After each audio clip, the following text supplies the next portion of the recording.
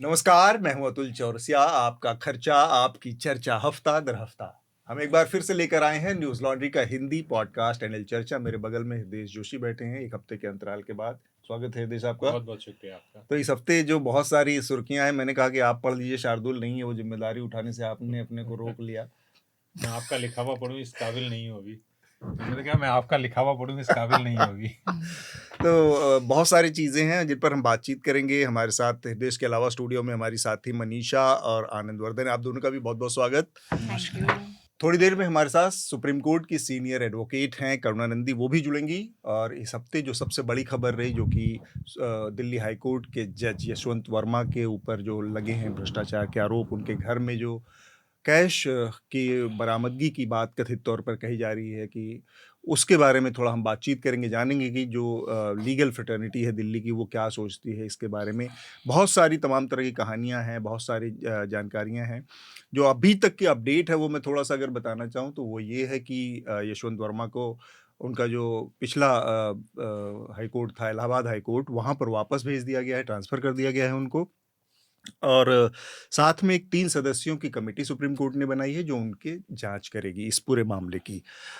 इसके अलावा भी कई सारे घटनाक्रम हैं, जब हम बात करेंगे तो उस पर सारी चीज़ों का ज़िक्र होगा।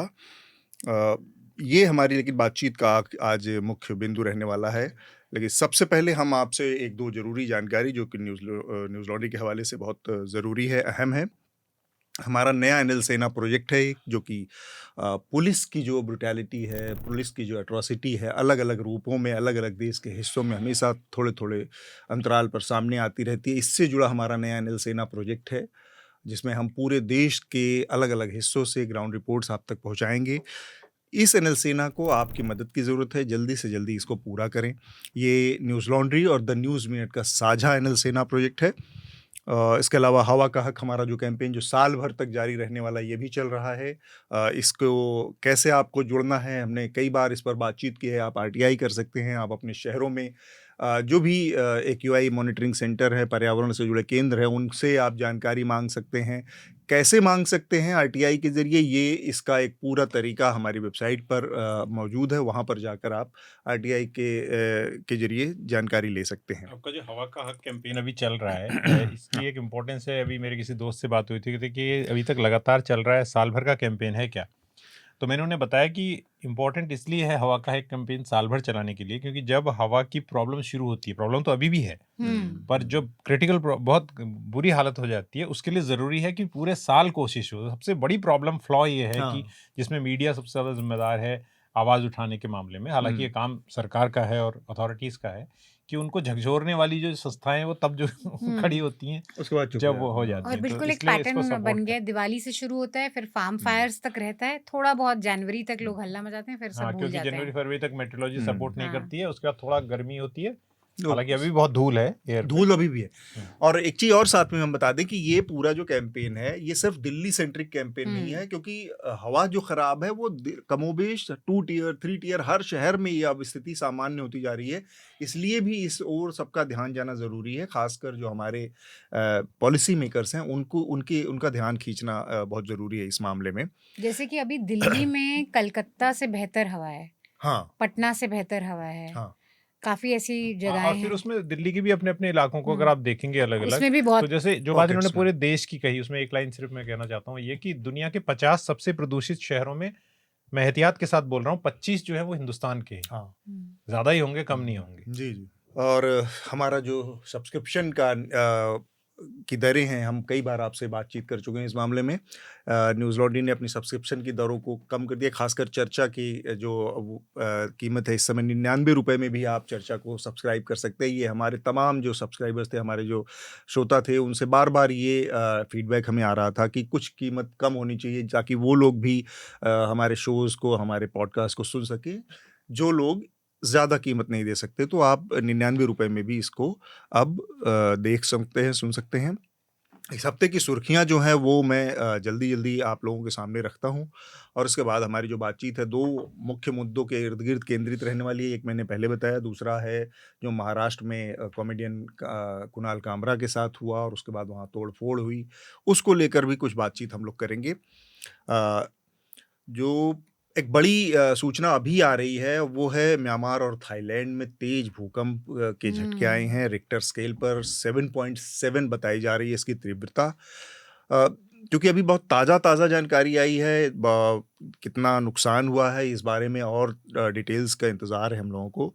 कल तक ज़्यादा स्थिति बहुत स्पष्ट होगी। डरावने विजुअल्स आ रहे हैं हाँ। वहाँ से, पूरी बिल्डिंग की बिल्डिंग गिर इनफैक्ट रही है। बैंकॉक से बहुत सारे विजुअल ऐसे आ रहे थे जिसमें मल्टी स्टोरीज बिल्डिंग कई जगह कोलैप्स कर रही हैं, तो हम उम्मीद करते हैं कि बहुत ज़्यादा जानमाल की क्षति ना हुई हो। हुँ। अ, इसके अलावा एक बड़ी जो राजनीतिक हल्के से खबर आई कल परसों में, काफ़ी उसकी चर्चा रही। लोकसभा में अध्यक्ष ओम बिरला ने सदन की कार्रवाई को अचानक से लोकसभा की कार्रवाई को अचानक से स्थगित कर दिया और उन्होंने ये कहते हुए इसको स्थगित किया कि विपक्षी सदस्यों और खासकर नेता विपक्ष राहुल गांधी का जो रवैया है वो संसद की गरिमा के अनुकूल नहीं है, इसलिए उन्हें सदन को स्थगित करना पड़ रहा है। इसके खिलाफ इंडिया ब्लॉक के जो तमाम सदस्य थे उन्होंने शिकायत दर्ज कराई है और इस बात पर चिंता जताई है कि नेता प्रतिपक्ष को बोलने नहीं देना एक गलत परंपरा की शुरुआत हो सकती है। इसको लेकर Congress, Samajwadi party, Trinamool, DMK, RJD समेत कई विपक्षी दलों ने संसद को स्पीकर को एक लेटर भी लिखकर दिया है। इस पर हम बातचीत करेंगे। हृदेश, थोड़ा क्या आप चाहेंगे कि अभी इस पर हम बात करें कुछ चीज़ों पे? इसके कई पहलू हैं, या फिर हम पहले एक बार जो सुर्खियां हैं। ठीक है, तो आप मैं जैसे ठीक समझें। तो ठीक है, मैं एक बार जल्दी से बाकी जो सुर्खियां हैं उनके बारे में बात कर लेता हूं और फिर हम इस पर आते हैं। जो सबसे बड़ी खबर पिछले हफ्ते की थी वो मैंने आप लोगों को बताया, जो कि दिल्ली हाई कोर्ट के जज थे यशवंत वर्मा। उनके घर में स्थित एक कमरे में करोड़ों रुपए बरामद होने की बात कथित तौर पर कही गई और उस कमरे में आग लग गई थी होली के दिन, और फायर ब्रिगेड जब वहां पर पहुंची तो वहां पर उसे जली हुई अवस्था में बहुत सारे पैसे मिले। अब इसके बाद उनको वापस इलाहाबाद हाई कोर्ट उनका ट्रांसफ़र कर दिया गया है। इसके अलावा सुप्रीम कोर्ट के चीफ जस्टिस संजीव खन्ना ने उनके जांच के लिए इस मामले की एक 3 सदस्यीय कमेटी बनाई है। इस मामले में और भी कुछ डेवलपमेंट हुए हैं, मसलन देश के 6 हाई कोर्ट की बार एसोसिएशंस जो हैं, उन्होंने चीफ जस्टिस संजीव खन्ना से मुलाकात की है और उन्होंने मांग की है कि ये जो ट्रांसफ़र का ऑर्डर है, उस पर रोक लगाई जाए और इसकी पहले थॉरो हुँ। जांच हो, जानकारी सारी सामने आए कि ये मामला है क्या। इसमें गुजरात हाई कोर्ट है, Kerala high court, Karnataka high court, Lucknow bar association और इलाहाबाद हाई कोर्ट के बार एसोसिएशन शामिल हैं। ये सारी बार एसोसिएशन जो है वो स्टैट्यूटरी बॉडीज हैं, एक्ट ऑफ पार्लियामेंट से बनी हुई, इसलिए ज़्यादा वजन हो जाता है इस जी, बात का। तो ये लखनऊ और ये इलाहाबाद इस का। लिहाज से थोड़ा-सा महत्वपूर्ण है कि जो बहुत सारी कहानियाँ आ रही हैं जज के घर में पैसे मिलने की, उसमें उसका कोई एक बहुत क्लीन पैटर्न नहीं है, ब्लैक एंड व्हाइट जैसा वो नहीं दिख रहा है और लोगों को संशय है, इसलिए वो चाह रहे हैं कि पहले इस मामले में दूध का दूध और हुँ। पानी का पानी हो जाए, फिर उनके खिलाफ किसी तरह की कार्रवाई हो। आज हियरिंग भी हुई सुप्रीम कोर्ट में, हुँ, एफआईआर के लिए जो प्ली है हाँ, वो उन्होंने खारिज कर दी वो कि अभी सुप्रीम कोर्ट ने बहुत खारिज कर दी बहुत जल्द है अभी कि अभी एफआईआर एफआईआर करना, दर्ज नहीं होनी पहले चाहिए। इंक्वायरी हो।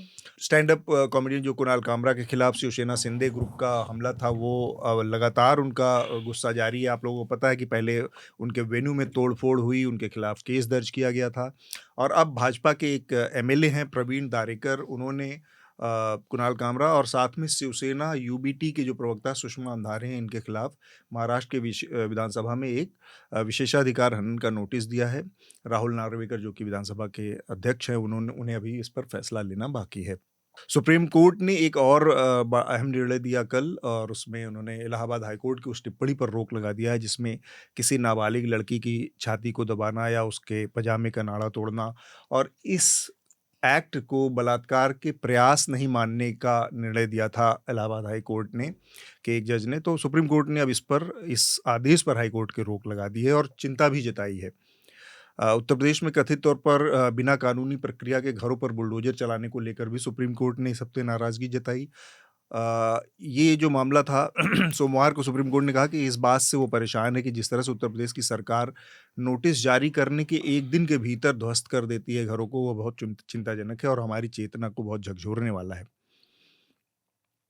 एक खबर छत्तीसगढ़ से है। प्रवर्तन निदेशालय ने छत्तीसगढ़ के पूर्व मुख्यमंत्री भूपेश बघेल के घर पर छापा मारा था। याद होगा आपको, जिस दिन लोकसभा की कार्रवाई बजट सत्र की शुरू हुई थी, पहले दिन उसी दिन ईडी का ये छापा पड़ा था अब 16-17 दिनों बाद उनके घर पर एक बार फिर से सीबीआई ने छापा मारा है और कथित तौर पर जो कथित महादेव सट्टेबाजी घोटाला है, उस मामले में सीबीआई जांच कर रही है बघेल की। उनके रायपुर और भिलाई में जो घर हैं, उन घरों पर छापेमारी हुई है। अगली खबर संभल से है।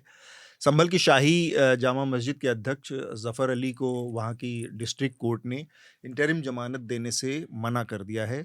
जिला अदालत ने कहा है कि शाही जामा मस्जिद के अध्यक्ष की अंतरिम ज़मानत याचिका पर वो सुनवाई नहीं कर सकती, वो खारिज कर दी जाती है। इनको नियमित ज़मानत याचिका के लिए फुल टाइम बेल के लिए आना पड़ेगा और इसके लिए उसने 2 अप्रैल की तारीख निर्धारित की है। अगली खबर बिहार से है। बिहार में तमाम मुस्लिम संगठनों ने नीतीश कुमार की जो रोज़ा इफ्तार पार्टी थी, उसका विरोध किया है और उसका बहिष्कार किया है। इन तमाम मुस्लिम संगठनों का आरोप है कि ये जो वक्फ बोर्ड संशोधन बिल है, जेडीयू उसका समर्थन कर रही है और नीतीश कुमार इस पर कोई बयान नहीं दे रहे हैं, इससे वो लोग नाराज़ हैं। एक बार फिर से मांस की दुकानों को लेकर दिल्ली में राजनीति तेज हो गई है और नवरात्रों के दौरान मीट की दुकानों को बंद करने की धमकी एक बार फिर से दी गई है। जो भाजपा के विधायक है रविंद्र नेगी पटपड़गंज से, उन्होंने ये धमकी दी है और उन्होंने कहा कि भले ही पूरे दिल्ली के इलाके में ये निर्देश लागू ना हो, लेकिन अपने विधानसभा क्षेत्र में वो इसे लागू कर रहेंगे। दिल्ली के मुख्यमंत्री रेखा गुप्ता ने दिल्ली अपनी सरकार का जो पहला बजट पेश किया है, 1 लाख करोड़ रुपए का यह बजट है। इसमें महत्वपूर्ण यह है कि यमुना की सफाई के लिए 500 करोड़ रुपए आवंटित किए गए हैं। इसके अलावा दिल्ली की जो जर्जर और पुरानी जो सीवेज सिस्टम है, सीवर लाइनें हैं, उनको बदलने के लिए 250 करोड़ रुपए निर्धारित किए गए हैं। ताकि ये फ्लडिंग थोड़ी हाँ। देखना पड़ेगा मानसून में क्या हाल होता है। ये 500 करोड़ रुपए वाली जो बात है, तो मैं थोड़ा-सा हृदय अगर आप इस पर रोशनी डाल सकें और बाकी लोग भी। एक लंबा अरसा है जब हम अगर यमुना और गंगा को देखते हैं, पहले Ganga action plan, Yamuna action plan, फिर बीच में एक गैप है, उसके बाद नमामि गंगे परियोजना है, फिर इस तरह के बड़े, तो एक बहुत मोटा हिस्सा लगातार गंगा और यमुना की सफाई के नाम पर लंबे समय से और 80s ऑनवर्ड ये चल रहा है। फिर भी नदियों का कोई बहुत ज़्यादा बदलाव उसके चेहरे में, उसके हालत में नहीं हो रहा है। इस 500 करोड़ रुपए से और केवल दिल्ली सेंट्रिक किसी अप्रोच से क्या यमुना की स्थिति बहुत बदल सकती है? बेहतर मैं ये नहीं कह रहा हूँ कि सरकार को ये कोशिश नहीं करनी चाहिए, लेकिन एक बहुत कॉम्प्रिहेंसिव प्लान की ज़रूरत है, जो कि वहाँ से लेकर स्टार्ट से लेकर जब वो मैदानों में कमोबेश सेंटर होती है पहाड़ छोड़ के, तब से लेकर और इलाहाबाद तक अगर कोई कंप्लीट पैकेज ना हो, प्लान ना हो, तो फिर इस तरह के प्रयास से कितना हासिल हो सकता जी है? देखिए, ये सबको मालूम है कि यमुना का जो पोल्यूशन है ज़्यादातर, जो पोल्यूशन है जिसमें कि ज़्यादातर जो रसायनों का जो केमिकल एफ्लुएंट सबसे ज़्यादा है जी। और सीवेज का पोल्यूशन है, वो उसका 90% पोल्यूशन जो है वो दिल्ली वाले स्ट्रेच में ही है।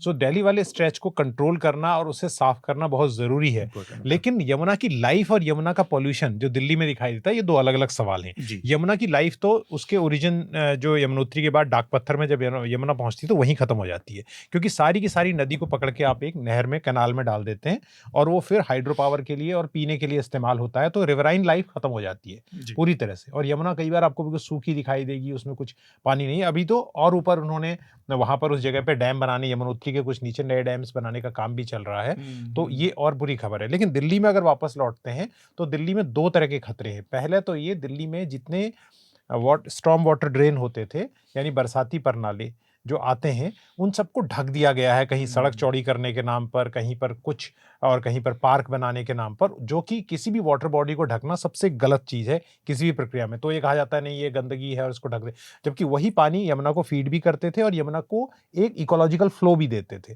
तो ये 2 चीज़ें जो कम हुई हैं यमुना में। और तीसरी चीज़ जिसके बारे में अनमोल ने एक बहुत अच्छी स्टोरी न्यूज़ लॉन्ड्री पे ही की है और मेरी ओर से मैं सोचा वो रिकमेंडेशन भी जोड़ दी जाए इस बार, वो ये कि किस तरह से कब्जा जो है यमुना के पूरे फ्लड प्लेन्स में किया गया। पार्क्स बन रहे हैं। नहीं, उसके अलावा जो जरूरी बातें बता, जैसे पूरा का पूरा जो खेल गांव बना कॉमनवेल्थ के लिए, वो यमुना की फ्लड प्लेन पे, अक्षरधाम मंदिर है, यमुना बैंक जो मेट्रो स्टेशन है वो उसी में है, और लगातार बाकी चीजें भी यमुना पे ही बन रही हैं। श्री श्री का एक कार्यक्रम हुआ था, इस पे एनजीटी ने वो भी लगाया था, तो उसमें तो पर कार्यक्रम हो गया था उसके बाद। फिर तो उसके बाद जो कपिल मिश्रा अभी दिल्ली के मंत्री हैं, इनको याद करना चाहिए, इनको पुराना स्टेटमेंट ट्वीट इनका दिखाना चाहिए। इन्होंने लिखा था, उस वक्त आम आदमी पार्टी में हुआ करते थे, तो इन्होंने लिखा था आज से पहले तो यमुना में, श्री श्री को डिफेंड करते हुए, कि क्या यमुना में डॉल्फिन चल रही थी, क्योंकि अरविंद केजरीवाल की सरकार के दौरान वो हुआ था, तो प्रधानमंत्री मोदी और अरविंद केजरीवाल दोनों ही सपोर्ट कर रहे थे उस कार्यक्रम को। तो ऐसा तो नहीं है यमुना में डॉल्फिन चल रही थी, तो किसी ने ये नहीं कहा कि यमुना में डॉल्फिन चल रही थी, लेकिन जहां डॉल्फिन नहीं है इसका मतलब उससे बर्बाद। तो ये 500 करोड़ का, या प्रधानमंत्री ने 13 मीटिंगों में जो शिरकत की है या उस पर नजर रखी है, कई लोग ट्वीट्स कर रहे हैं इस तरह के, हमने पहले भी देखी है ये बातें। तो यमुना की सफाई के लिए सबसे पहले उसका इकोलॉजिकल फ्लो और यमुना की जितने भी स्टॉर्म वाटर ड्रेन्स हैं वो, और यमुना के अंदर जो कब्जा है, ये 3 चीजें खत्म एक क्विक क्वेश्चन, लेकिन अगर आपको एडवाइस करना हो कि ये 500 करोड़ में से सबसे ज्यादा पैसा कहाँ जाना चाहिए, किस ये सब चीजें नहीं तो जाना चाहिए, तो हम बता सकते हैं क्योंकि वो नहीं, ब्यूटिफिकेशन जैसे के नाम पर हमें रिवर फ्रंट बनाएंगे। मैं आपको बता रहा हूँ, इसमें जैसे ये हर सबसे जगह रिवर बस फ्रंट बनाने का बर्बादी है। करने आए अहमदाबाद और आप में अच्छे जैसे अच्छे बनाया। पत्रकारों से भी बात करें जिनको जो वेल मीनिंग है, उनको लगता है कि रिवर फ्रंट बनाना नदी को, ये एक वेस्टर्न आइडिया है जहां पर पूरी नदी और कम साफ हो चुकी जनसंख्या है, है। हाँ, जनसंख्या सब का हो चुकी है, प्रेशर और कम वो एक है। नदी की एक धारा को शहर से निकालते हैं ताकि वो शहर के लोगों के लिए ब्यूटिफिकेशन का हिस्सा। पर नदी के रिवर फ्रंट बना जैसे ही आप बनाते हैं, जैसे मैंने कहा कि नदी की जो लाइफ है उस पर आप हमला करना शुरू करते हैं, तो ऑलरेडी रिवर उस पर तो कब्जा है ही है, उसके नाम पे फिर आप वहां पर बहुत सारी चीजें बनाएंगे। तो it should be very scientific and a very small area, और बहुत विशेषज्ञों से बात करके होना चाहिए वो। आप ये नहीं कि रिवर फ्रंट के नाम पे आप कई किलोमीटर लंबा बिना पूछे हुए बनाते जाएं। तो अहमदाबाद में तो बना है। हाँ, पर हाँ, जैसे प्रधानमंत्री को सारे जो डिप्लोमेट्स आते हैं या प्राइम मिनिस्टर्स आते हैं दूसरी कंट्री के, उनको अहमदाबाद ले जाना पड़ता है रिवर फ्रंट अब के लिए, दिल्ली तो में अब मिलेगा। वो दिल्ली में ही कर सकते हैं उसके बाद। ये मैं तो इसलिए जो- ये मतलब ये भी है कि उनको ये लगता है कि 5-10 साल 15-20 साल में जब वो बन के तैयार होगा तब तक वही रहेंगे। नहीं, वो 1.5 साल 2 साल में भी बना सकते हैं, वो ऐसा नहीं है, लेकिन यह है कि आनंद, आपका कोई टेक इस पर? नहीं, मेरा नहीं कुछ टेक।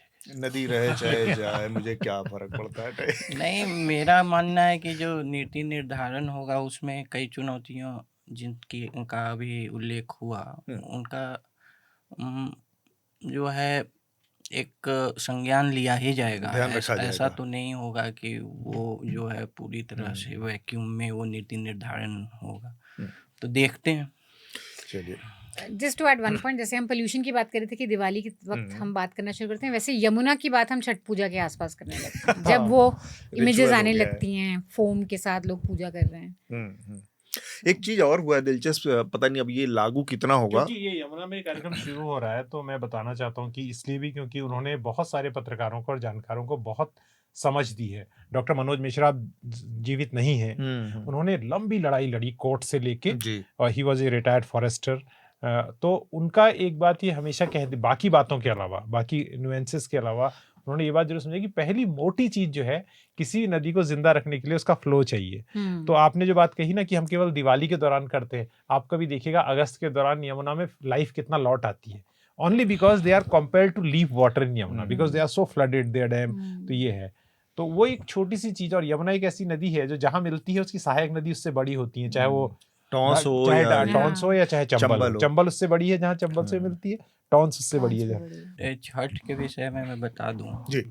कि महानगरों में जलाशय का अभाव है, कम वाटर बॉडीज हैं, इसीलिए जो है जो बड़ी नदियां हैं उन पर ज़्यादा दबाव है।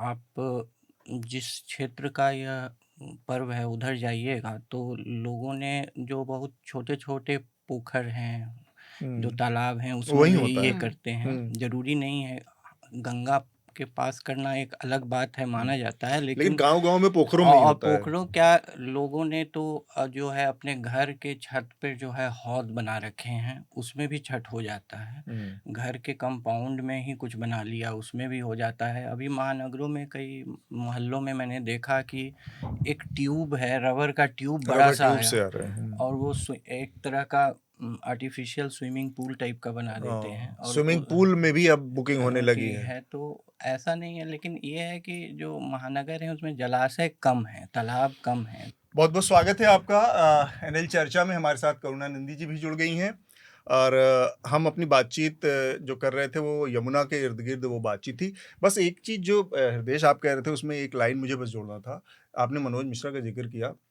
मनोज मिश्रा ने इतनी लड़ाई यमुना के लिए लड़ी थी। वो जो मैप, जो रेफरेंस पॉइंट आता है बार बार कोर्ट में जब भी यमुना के ऊपर कोई बनता है, वो उन्हीं का बनाया हुआ था कि 92-91 के पास कितना यमुना के फ्लड प्लेन में क्या क्या अवेलेबल था, और उसके बाद कैसे कैसे उसके फ्लड प्लेन को लगातार उसमें नए कंस्ट्रक्शन, नई चीज़ें बढ़ाते गए और उसके स्पेस को ख़त्म किया गया।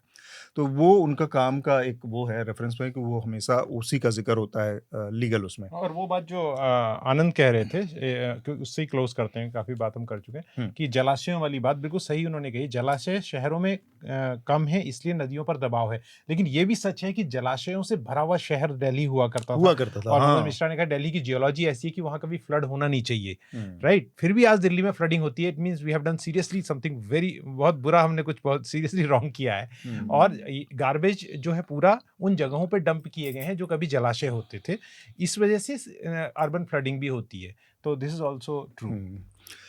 तो यमुना पर बातचीत हो गई, मैंने सारी करीब हेडलाइंस हमारी हो गई। एक और हेडलाइन बहुत महत्वपूर्ण है। असम में एक पत्रकार को गिरफ्तार किया गया है। इनका नाम है दिलबर हुसैन मजूमदार।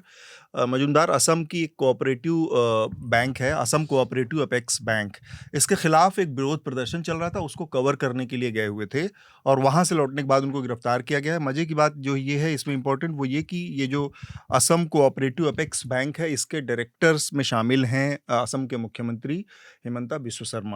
तो इस गिरफ्तारी को पॉलिटिकल नज़रिए से देखा जा रहा है।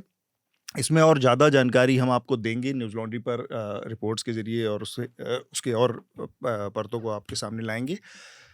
चर्चा की शुरुआत हम करेंगे। जो पहला विषय था हमारा, जिस पर हमने बताया कि कैसे इस हफ्ते सबसे ज़्यादा चर्चा में रही दिल्ली हाईकोर्ट के जज यशवंत वर्मा के घर में लगी आग और उसमें पाए गए जले हुए पैसे, और उसके बाद तरह तरह की कहानियाँ।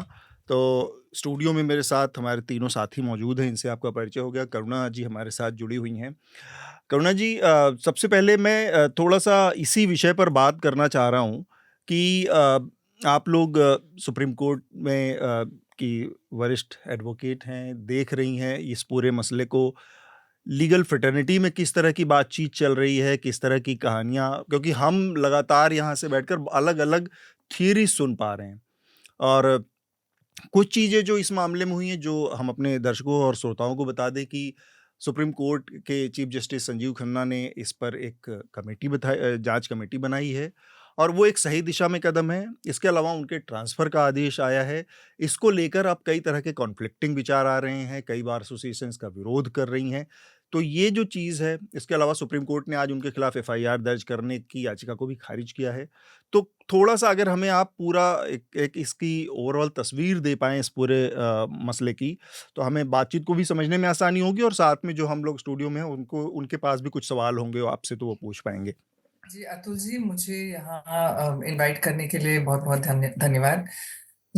जब ये खबर पता चली सुप्रीम कोर्ट में, तो बहुत ताज्जुब हुआ लोगों को। हमारी कम्युनिटी में, वकीलों की कम्युनिटी में बहुत ताज्जुब हुआ लोगों को। क्यों? क्योंकि पहली बात तो ये कि यशवंत वर्मा जी बहुत ही अच्छे जज थे। दूसरी बात कि इतना सारा कैश कोई किसी भी इंसान जिसकी लीगल ट्रेनिंग है, चाहे वकील हो चाहे जज हो, वो घर पे नहीं रखेगा। तो एक शेल कंपनी बना के या तो केमन आइलैंड्स में या तो कहीं और ये भिजवा दिया जाता है। हमने बहुत सारे केसेस देखे हैं, चाहे चाहे पीएमएलए के हों, चाहे पोका के हों, घर पे नहीं रखा जाता। स्पेशली अगर आप जज हैं, आपका घर भी पब्लिक है, आप खुद का भी नहीं होता, तो क्योंकि आपको सिक्योरिटी भी चाहिए होती है, सीपीडब्ल्यूडी को भी एक्सेस होता है। ये जो था ये कैश ये आउट हाउस में हुआ, आउट हाउस निकला, और ये स्टाफ क्वार्टर्स के पास था। इन चीजों की वजह से लीगल कम्युनिटी को बहुत ताज्जुब हुआ। लेकिन ये भी है कि अगर कोई जज करप्ट है तो फिर असर किस पे पड़ता है? सबसे ज्यादा हम पर ही पड़ता है, क्योंकि इसका मतलब कि हमारे जो लिटिगेंट्स हैं उनको फिर न्याय मिलना कब पता चले कि न्याय मिल रहा है कि नहीं मिल रहा है, उस पे क्वेश्चन मार्क आ जाता है, प्रोसेस पे क्वेश्चन मार्क आ जाता है। तो ये दोनों चीजें, दोनों साइड बहुत ही जरूरी हैं, इसीलिए एक स्ट्रॉन्ग प्रोसेस लागू करना बहुत जरूरी था। और ये जो स्ट्रॉन्ग प्रोसेस है फिलहाल चीफ जस्टिस ने लागू किया है, उन्होंने 3 मेंबर की कमेटी बिठाई है और ये जो कमेटी मेंबर्स हैं वो दिल्ली से भी और इलाहाबाद से भी दोनों से दूर हैं। ये हैं कर्नाटका के चीफ जस्टिस, हिमाचल के चीफ जस्टिस और पंजाब और हरियाणा के चीफ जी। जस्टिस।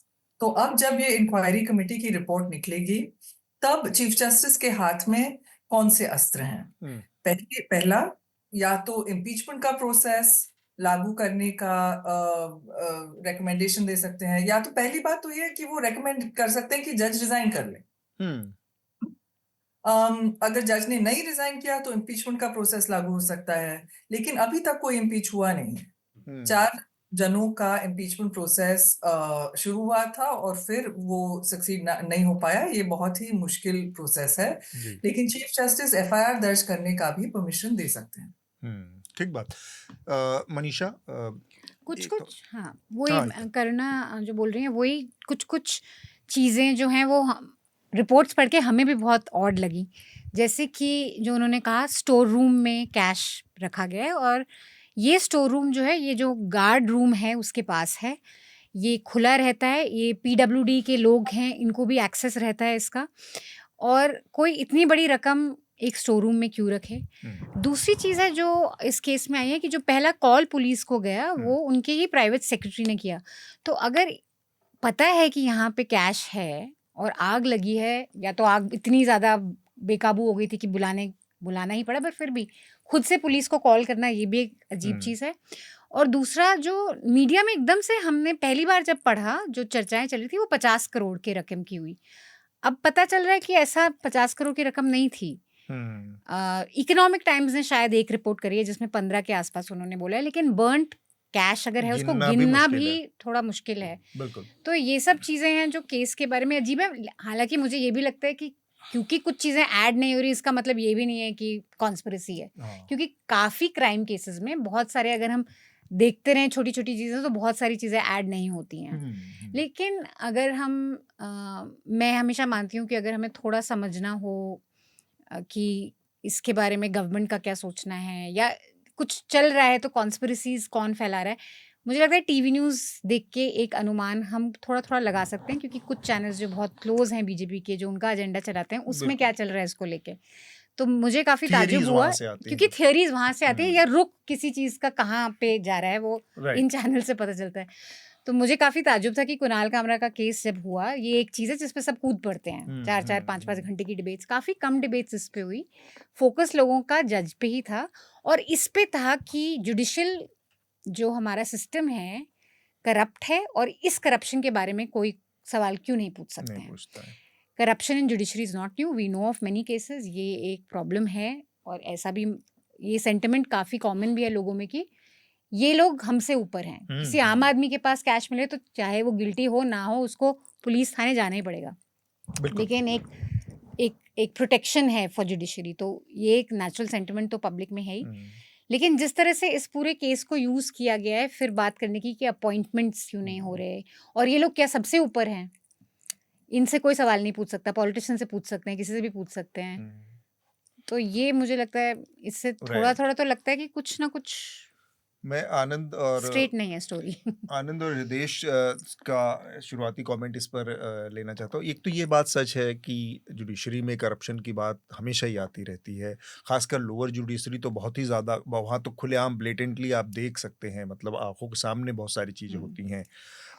तो ये एक चीज़ है जो कि सवाल खड़ा करती है। इसके बावजूद एक सीनियर हाई कोर्ट के जज हैं, उसमें बहुत सारी चीज़ें ऐड ऑन नहीं हो रही हैं, पर कई बार ये जब कॉन्स्पिरेसी पे बात आ जाती है तो ये भी बात आती है कि फिर मोटिव्स क्या है, उद्देश्य क्या है किसी उसके, तो वो फिर उस पर अगर हम बात करें थोड़ा सा तो क्या हो सकती है, मतलब अगर कॉन्स्पिरेसी थ्योरी ही फ्लोट हो रही है तो मोटिव्स पे बात जरूर होनी चाहिए कि इससे किसको फायदा हो सकता है या कहाँ पे जा रही हैं चीज़ें। आनंद कुछ आप करना चाहेंगे, और हृदेश? ये जितनी भी बातें इसमें सब अटकलबाजी के ही दायरे में हैं, तो उसमें कुछ अटकलबाजी में मैं बढ़ोतरी नहीं करने वाला।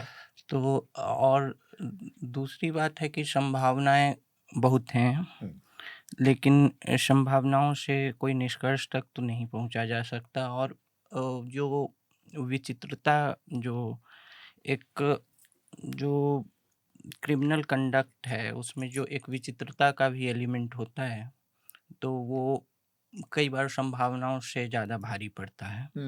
तो उसको भी हम लोग अभी इसी तरह से खंडित नहीं कर सकते कि ठीक बात। दूसरी बात है कि अभी तक और भी कई चीज़ें हैं कि पुलिस को का कहना है कि सुबह गए तो एंट्री नहीं मिली, जो एसएचओ हैं, फिर ये है, लेकिन अ, कई तरह की बातें समाचार पत्रों से जो छन के आ रही हैं, उनसे एक कहें कि समग्र दृश्य जो है, वो नहीं सामने आ रहा है।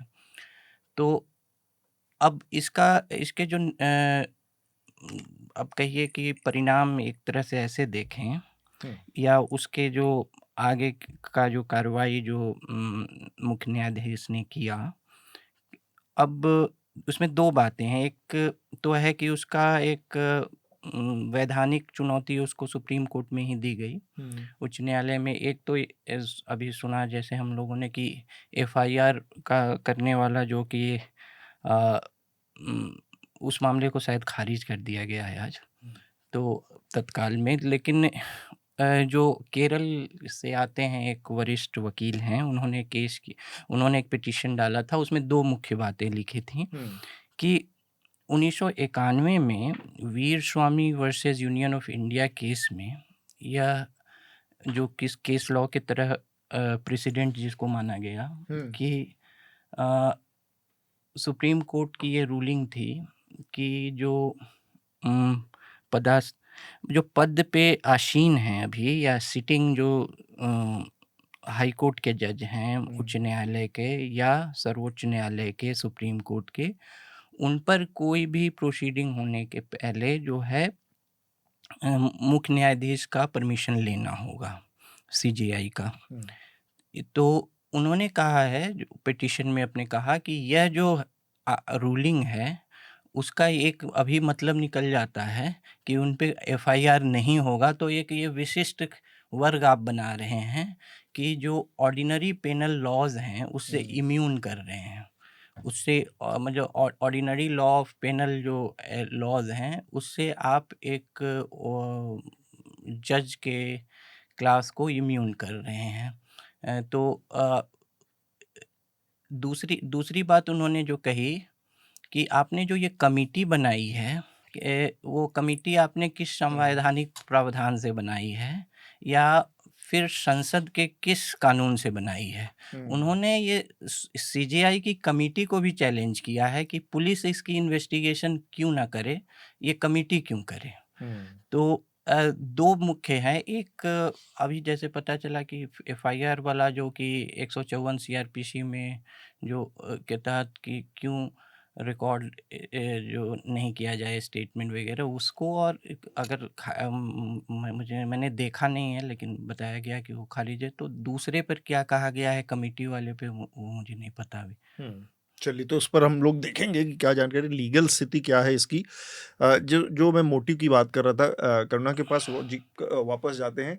एक ये जो लीगल मोटिव है, हम एक चीज़ देख रहे हैं कि एक पॉलिटिकल उसमें शुरू हो गया है, एनजेएसी एक बार फिर से, कि अगर एनजेएसी होता तो ऐसी स्थिति नहीं आती। अब मैं इस अगर केस को केवल देखूं तो ये भ्रष्टाचार के, कथित तौर पर भ्रष्टाचार के एक संकेत की बात है कि ऐसा हुआ हो सकता है। एनजेएसी एक पूरी व्यवस्था है। अब इसका अगर हम एक कोई कंपैरिजन ड्रॉ करें पैरेलल, तो हमारे पास यूपीएससी है जहां से इस देश के तमाम ब्यूरोक्रेट्स सिलेक्ट होके आते हैं। क्या यूपीएससी इस बात की गारंटी हुआ आज तक कि दे सकता है कि यूपीएससी से आने वाला बहुत ईमानदार है, या वो करप्शन पे बहुत ब्यूरोक्रेट्स में के अंदर, ब्यूरोक्रेसी के अंदर उसकी वजह से करप्शन नहीं है? तो करप्शन और चयन की प्रक्रिया, सिलेक्शन का प्रोसेस जो है, उसको चेंज कर देने से या उसमें किसी भी तरह से विधायिका या सरकारों का हस्तक्षेप बढ़ा देने से जुडिशरी का करप्शन कैसे टैकल हो जाएगा, एनजीएसी को बढ़ाने के लिए ये तर्क दिया जा रहा है, जो कि हमारे वाइस प्रेसिडेंट की तरफ से शुरू किया गया। तो ये कैसे दोनों चीजें एक है, इसको थोड़ा सा अगर आप करुणा जी समझा पाए। जो मनीषा जी ने बोला वो कई लोगों के मतलब दिल में है कि जजेस हमसे ऊपर हैं कि नहीं। जी कि अगर हमारे घर में 15 करोड़ मिलते या तो कुछ नोट भी मिलते जले हुए, तो फिर कार्यवाही किस तरीके से होती? पुलिस हमारे घर आती, पुलिस हमको हो सकता है अरेस्ट कर देती, फिर उसके बाद एक्सप्लेन करना पड़ता, एफआईआर इमीडिएटली रजिस्टर हो जाता। जजेस अलहदा क्यों हैं हमसे? हम्म पहली बात तो ये कि जजेस प्राइम मिनिस्टर के खिलाफ, गवर्नमेंट के खिलाफ रोज केसेस सुनते हैं, माफिया के खिलाफ केसेस सुनते हैं, बड़े बड़े इंडस्ट्रियलिस्ट के खिलाफ केसेस डिसाइड करते हैं। जी और जिज्ञासा ये है कि, और ये एक्सपेक्टेशन ये है इनफैक्ट कि वो न्याय देंगे और उनको दिखेगा नहीं कि कौन कितना बड़ा है। इस वजह से इन जजेस को और जुडिशरी को इंसुलेट करना बहुत ही जरूरी है। तो प्रोसेस क्या फॉलो की जा रही है? और अभी हमने सुना पहले जिन्होंने टिप्पणी की, वो कह रहे थे कि आज मैथ्यू नेडुमपुरा के मुताबिक वरिष्ठ वकील हैं और कह रहे थे कि एक पीआईएल दर्ज की गई और वो खारिज हो गई। पीआईएल, जैसे उन्होंने कहा, आज की डेट पे तत्काल में खारिज हुई है, ये कहकर कि अभी ये प्रेमेच्योर है। क्योंकि अगर इंक्वायरी रिपोर्ट चल रही है और इंक्वायरी चल रही है तो फिर आज आप क्यों आ रहे हैं ये पीआईएल दर्ज करने, और आप हैं कौन? ये जो कमिटी स्थगित की गई है, स्थापित की गई है 3 हाईकोर्ट जजेस की, जी ये प्रोसेस एनजेएसी के स्क्रूटनी कमिटी के बिल्कुल ही सेम है। एनजेएसी के तहत जो खारिज कर दिया गया था सुप्रीम कोर्ट के जजमेंट में, फोर्थ जजेस केस में, एनजेएसी में जो अगर जज के खिलाफ कोई कंप्लेंट होता तो पहले एक ओवरसाइट कमेटी के पास जाती, उसके बाद अगर वहां से पास होती तब वो स्क्रूटनी की कमेटी के पास जाती, और ये स्क्रूटनी कमेटी वैसे ऐसे ही इसी तरह की कमेटी होती। तो जब हम मोटिव्स के बारे में स्पेक्युलेट नहीं करना चाहते, क्योंकि किसी के मोटिव्स पता नहीं चाहिए, बिल्कुल साफ नहीं होते ऐसे situations में। लेकिन हमने देखा है कि वाइस प्रेसिडेंट जो एक कॉन्स्टिट्यूशनल पोजीशन है, तो वाइस प्रेसिडेंट ने बिल्कुल सामने आके कहा कि ये कोलिजियम सिस्टम खारिज कर देना चाहिए, और ये कहा है कि जुडिशरी और गवर्नमेंट के बीच में जो डिफरेंस है खत्म कर देना चाहिए। जी एसेंशियली तो यही कहा जाता है ना कि गवर्नमेंट को जुडिशरी को कंट्रोल करना चाहिए। अब सबसे बड़ा आज गवर्नमेंट के ऊपर चेक क्या है? जुडिशरी है। जुडिशरी के ऊपर चेक क्या है? और ये जो प्रश्न है, ये कोई बुरा प्रश्न नहीं है, ये बहुत जरूरी प्रश्न है। और ये प्रश्न जो है, ये हम सबको इसके ऊपर चर्चा करना जरूरी भी है, और ये प्रोसेस भी दिखाएगा कि इसके ऊपर, कि ये इन्वेस्टिगेशन भी दिखाएगा कि ट्रांसपेरेंसी, पारदर्शिता और निष्पक्षता कैसी दिखती है।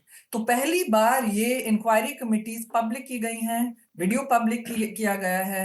बार बार, जैसे मनीषा जी ने कहा, ये बोला जा रहा है कभी 50 करोड़ कभी 15 करोड़। वो वीडियो आपने देखा?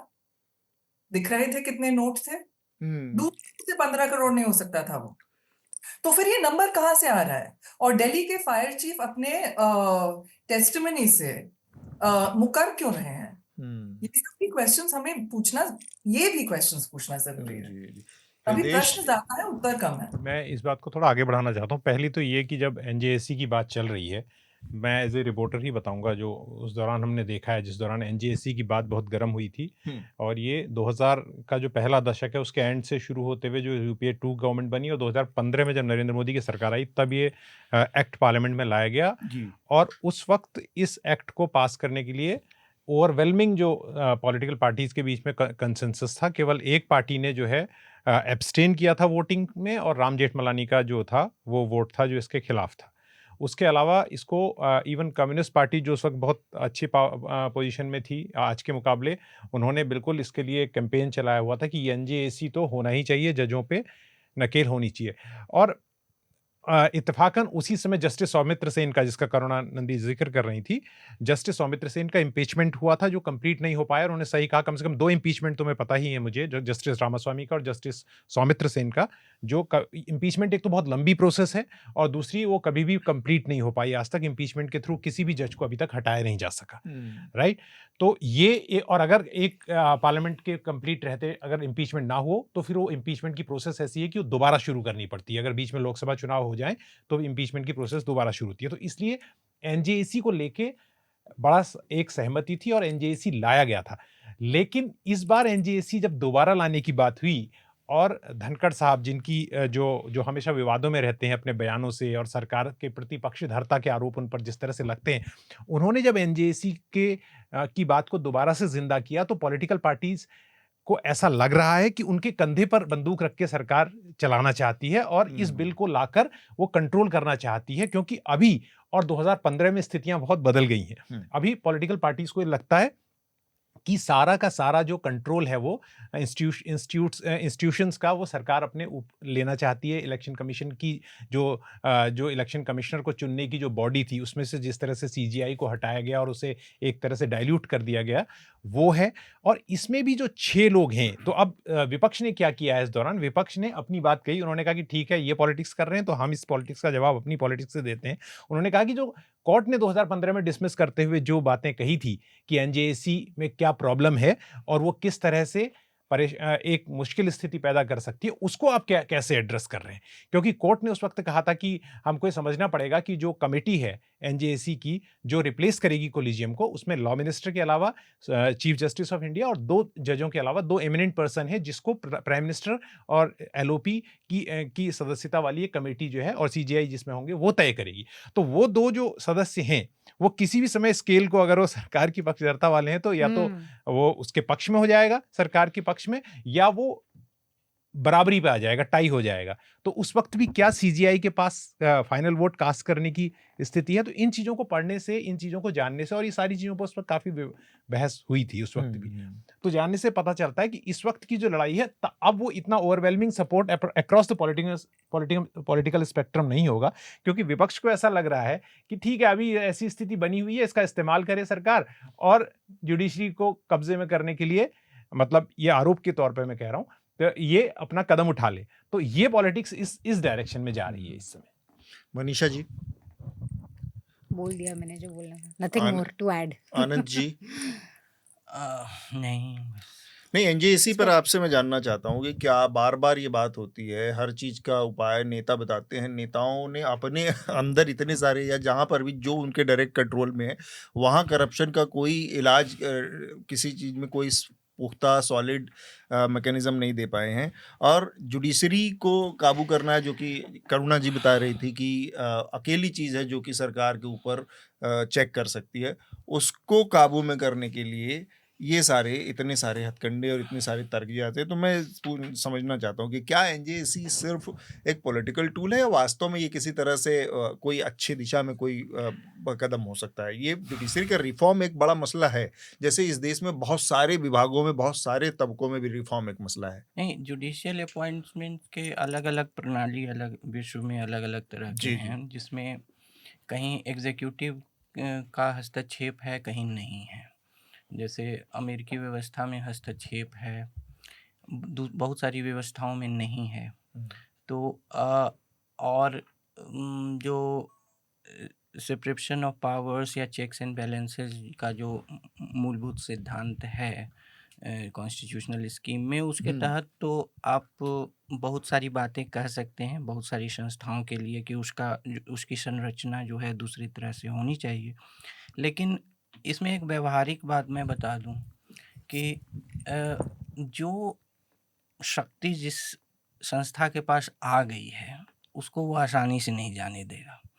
जैसे संवैधानिक व्यवस्था में इलेक्शन कमीशन का इस तरह से वर्डिंग ही है कि वो एग्जीक्यूटिव के पास पावर शुरू से ही उसकी है कि या प्रेसिडेंट अपॉइंट करेंगे जब, और नहीं तो फिर पार्लियामेंट लॉ बनाए। तो पार्लियामेंट में जिसकी मेजोरिटी रहेगी लॉ बनाएगा, वो इस तरह की संरचना। तो एग्जीक्यूटिव कार्यपालिका के पास यह शक्ति है, जो शक्ति आ गई उसे आसानी से वो जाने नहीं देगी। जी न्यायपालिका के पास ये 3 जजेस जो है जजमेंट से 90s के थ्रू जो है एक अपॉइंटमेंट करने का कॉलेजियन सिस्टम में उन्होंने अपनी पकड़ बना ली। अब ये शक्ति है उनके पास, वो आसानी से आपको थाली पे परोस के देंगे नहीं। तो व्यावहारिक बात इसमें यह है। बाकी जो कार्यपालिका के पास इलेक्शन कमीशन की शक्ति है, वो नहीं आपको देगी, बहुत आसानी से ये भी नहीं देगी। नहीं, मैं इसमें एक बात कहना चाहता हूँ, इलेक्शन कमीशन के मामले में जिस तरह से डिक्लाइन हुआ है, इलेक्शन कमिश्नर्स जो चाहते तो वो पुशबैक कर सकते थे, क्योंकि वो एक कॉन्स्टिट्यूशनल बॉडी है। It is not like NGT की कोई एक्ट ऑफ पार्लियामेंट से बनी हुई बॉडी है, वो कॉन्स्टिट्यूशनल बॉडी है। और दूसरी बात यह है कि जो जहाँ तक जजेस की अपॉइंटमेंट की बात है, 70s के दशक तक, जब तक इंदिरा गांधी ने टेम्पर करना शुरू नहीं किया और उन्होंने ये शुरू नहीं किया सब कुछ करना, तब तक जजेस का अपॉइंटमेंट सरकार ही करती थी। और उसके बाद ये कॉलेजियम सिस्टम, जब पहले जस्टिस एएन रे का अपॉइंटमेंट 1973 में हुआ, और उसके बाद 77 में जस्टिस खन्ना को सुपरसीड करके जस्टिस एमएच बेग को बनाया गया। तो उसके बाद से ये जुडिशरी का पुशबैक था और उन्होंने कॉलेजियम सिस्टम लाए। लेकिन ये बात को मैं हमेशा मानता हूँ कि एनजेएसी जैसा भी हो, पर एक ऊपर से देखने में वो कॉलेजियम सिस्टम से तो बेहतर है। कॉलेजियम में आप किसको चुन रहे हो, क्या चुन रहे हो, कौन सा जज, कौन सा वकील किसके करीब है। और फिर जैसा अभी करुणा ने भी कहा और मैं भी बता रहा हूँ कि हाई कोर्ट का जज एक कॉन्स्टिट्यूशनल पोस्ट है और सुप्रीम कोर्ट का जज, तो इनको हटाने का तो कोई तरीका ही नहीं है। Impeachment is not a way to remove, वो तो मैंने बताया, वो हटा ही नहीं सकते आप उससे। तो कुछ तो एक वो चाहिए। लेकिन ये है कि सरकार ही इसका फायदा उठा के विपक्षियों के कंधे पे रख के जो बंदूक चलाने की कोशिश कर रही है, अगर जो उनका आरोप है, तो दैट इज ऑल्सो समथिंग जो हमको चिंता में डालना चाहिए। हृदय, मैं इसमें एक चीज, मतलब मैं हो सकता है थोड़ा करुणा जी इसमें अपना कुछ पॉइंट जोड़ सकती है, लेकिन मेरा हमेशा एक इसमें सोचना रहा है कि एक कहावत है कि वो जो बकरियां हैं वो भेड़िए के डर से बाघों से दोस्ती नहीं कर सकती हैं। तो ये कहना कि ये जो कॉलेजियम सिस्टम खराब है, किसको चुन रहे हैं किसको नहीं चुन रहे हैं, इसको कॉलेजियम को पारदर्शी बनाने के लिए मजबूर करना, इसको ट्रांसपेरेंट बनाना, इसकी चयन प्रक्रिया को सही करना एक पक्ष है, और इसको एग्जीक्यूटिव के हवाले छोड़ देना या एनजीएसी जैसे किसी कदम के उसमें घुस जाना, वो एकदम अलग चीज़ है। तो मैं फिर भी कहूँगा कि आप कौन सा विकल्प चुनते हैं, दो बुरे विकल्पों में अगर कहें तो कम बुरा वाला विकल्प मुझे लगता है कि आज भी कॉलेजियम सिस्टम ही होगा। ये मेरा अपना एक वो कम है। बुरा तो नहीं है वो, लेकिन ये बात मैं आपकी मानता हूँ कि उसको पारदर्शी होना चाहिए। हाँ, लेकिन कम बुरा है आप कैसे कह सकते हैं, उसमें कुछ पता ही नहीं है आपको, बस इतना ही है लास्ट में कि सरकार तय करती है दिए हुए जजों में से, है ना। तो फिर तो कॉलेजियम में भी आप कह सकते हैं एग्जीक्यूटिव सरकारी लटका के रखे रहेगी। करुणा इस बारे में ज्यादा बताएं तो अच्छा है, क्योंकि वो ज्यादा बेहतर जानती है इस विषय। राजनैतिक अप्रोच जो था एनजेसी का के मुद्दे पर पहले और अब, ये बदला क्यों है? पहले राजनीति में इस टाइप का कंट्रोल हमने नहीं देखा था। जी जी, पहले राजनीतिक कंट्रोल इस टाइप का हमने नहीं देखा था। जैसे कि आप इलेक्शन कमिश्नर्स बिल देखें 2023 का, और जिस तरीके से इलेक्शन कमिश्नर्स को अपॉइंट किया जा रहा है और जिस तरीके से सीबीआई के हेड्स को अपॉइंट किया जा रहा है, अब साफ दिखता है बाकी पॉलिटिकल पार्टीज को, विपक्षी दलों को, कि अगर जजेस को अपॉइंट किया जाए तो किस तरीके से हो सकता है, अपॉइंटमेंट किस दिशा में जाएगी। अब पहले ऐसा नहीं कह रहे कि यूपीए 2 करप्ट नहीं थी, यूपीए 2 में ज्यादा करप्शन था, यूपीए 1 बेहतर थी, लेकिन अब से पहले इमरजेंसी को अलहदा रखते हुए कॉन्स्टिट्यूशनल हैबिट्स जो थे, जो रिस्पेक्ट थी दूसरे कॉन्स्टिट्यूशन, सेपरेशन ऑफ पावर्स की, जुडिशरी को अलग रखने की और पार्लियामेंट और एग्जीक्यूटिव को अलग रखने की, और एट द फर्स्ट इंस्टेंस संवैधानिक नोटिफिकेशंस और संवैधानिक कानून पास करने की, वो हैबिट ज्यादा स्ट्रांग थी। आज अगर आप देखें जो जिसको बुलडोजर जस्टिस कहा जाता है, जिसको यूपी में देखें कि लोगों के नाम छपा दिए जाते हैं अगर उनके खिलाफ कोई आरोप है, वो बड़े बड़े बिलबोर्ड्स पे, इस तरह के काम पहले नहीं होते थे।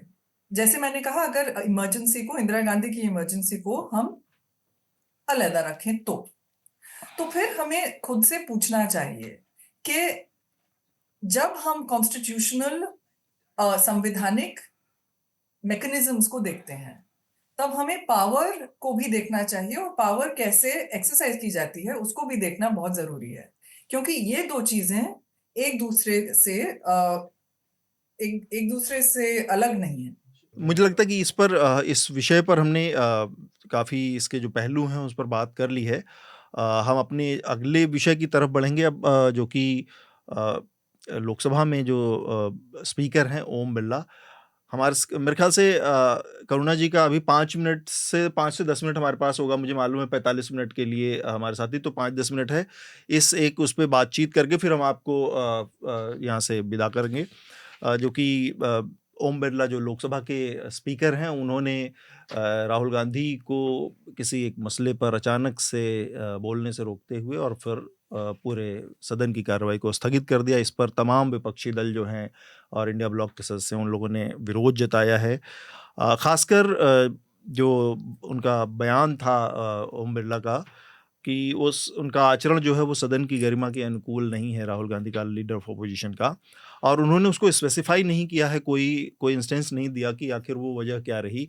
और सारे विपक्षी दल और कांग्रेस पार्टी ने खास तौर पर पूछा है कि आप पहले वजह तो बताएं कि वजह क्या रही है, कहाँ पर उनका आचरण जो है वो खराब था। लेकिन क्योंकि सिंपली उन्होंने अपनी बहन को हाँ, ऐसे मतलब ये प्यार से उन्होंने नहीं कहा ना, उन्होंने कहा नहीं, लेकिन हुआ लेकिन यही ये ना। बीजेपी ने ट्वीट करके कहा है ऐसा। अच्छा, तो ये अब मुझे जहाँ तक लेकिन जानकारी है। उसमें भी कुछ बुरा नहीं है अगर वो अपनी बहन को मिल वो रहे अपने हैं, बहन प्यार के से मिल रहे साथ, हैं, उसमें क्या मतलब बुरा है। ये सारी चीजें हैं। और वो मतलब वो कर रहे भी, अगर कुछ कह भी रहे हैं तो अव्वल तो वो बीजेपी के स्पोक्स पर्सन नहीं है कि वो अपनी बात खुद रख सकते हैं। बीजेपी बताए कि क्या गड़बड़ है, और उसके बाद तो बेहतर होता कि स्पीकर, जो कि पार्टियों से ऊपर एक संस्था मानी जाती है, वो खुद इस बात को कहते। हृदेश, आपकी पहली प्रतिक्रिया इस मुद्दे पर, और कितना जायज़ है इस पर विरोध, या ऐसे मुद्दे को इशू बनाया जा रहा है जो नहीं, बड़ा इसमें मुद्दा है? क्योंकि उनकी ओर से कोई स्पष्ट तौर पे नहीं कहा गया। मैं अखबारों को पढ़ रहा था, क्योंकि कई चीज़ें होती हैं जो फ्लोट की जाती हैं, फिर अलग अलग लोगों के थ्रू रिपोर्टर लिखते हैं। कोई खबर में ये लिख रहा था कि ट्रेजरी बेंचेस के जो मेंबर को कोट करते हुए कि अखिलेश यादव और डिम्पल जो है वो कितना उससे डिग्निटी के साथ कंडक्ट करते हैं, वो कभी हस्बैंड वाइफ की तरह नहीं, हाउस में एमपीज के तौर पे दिखते हैं, इस तरह की बात। लेकिन ये जब तक चेयर की ओर से बात ना आए, या उन्होंने बुलाया होता राहुल गांधी को अपने चैम्बर में और वहाँ बात की होती, तो बात समझ में आती है। लेकिन मैं थोड़ा ये बताना चाहता हूँ कि ओम बिरला के बारे में, ओम बिरला की राजनीति के बारे में।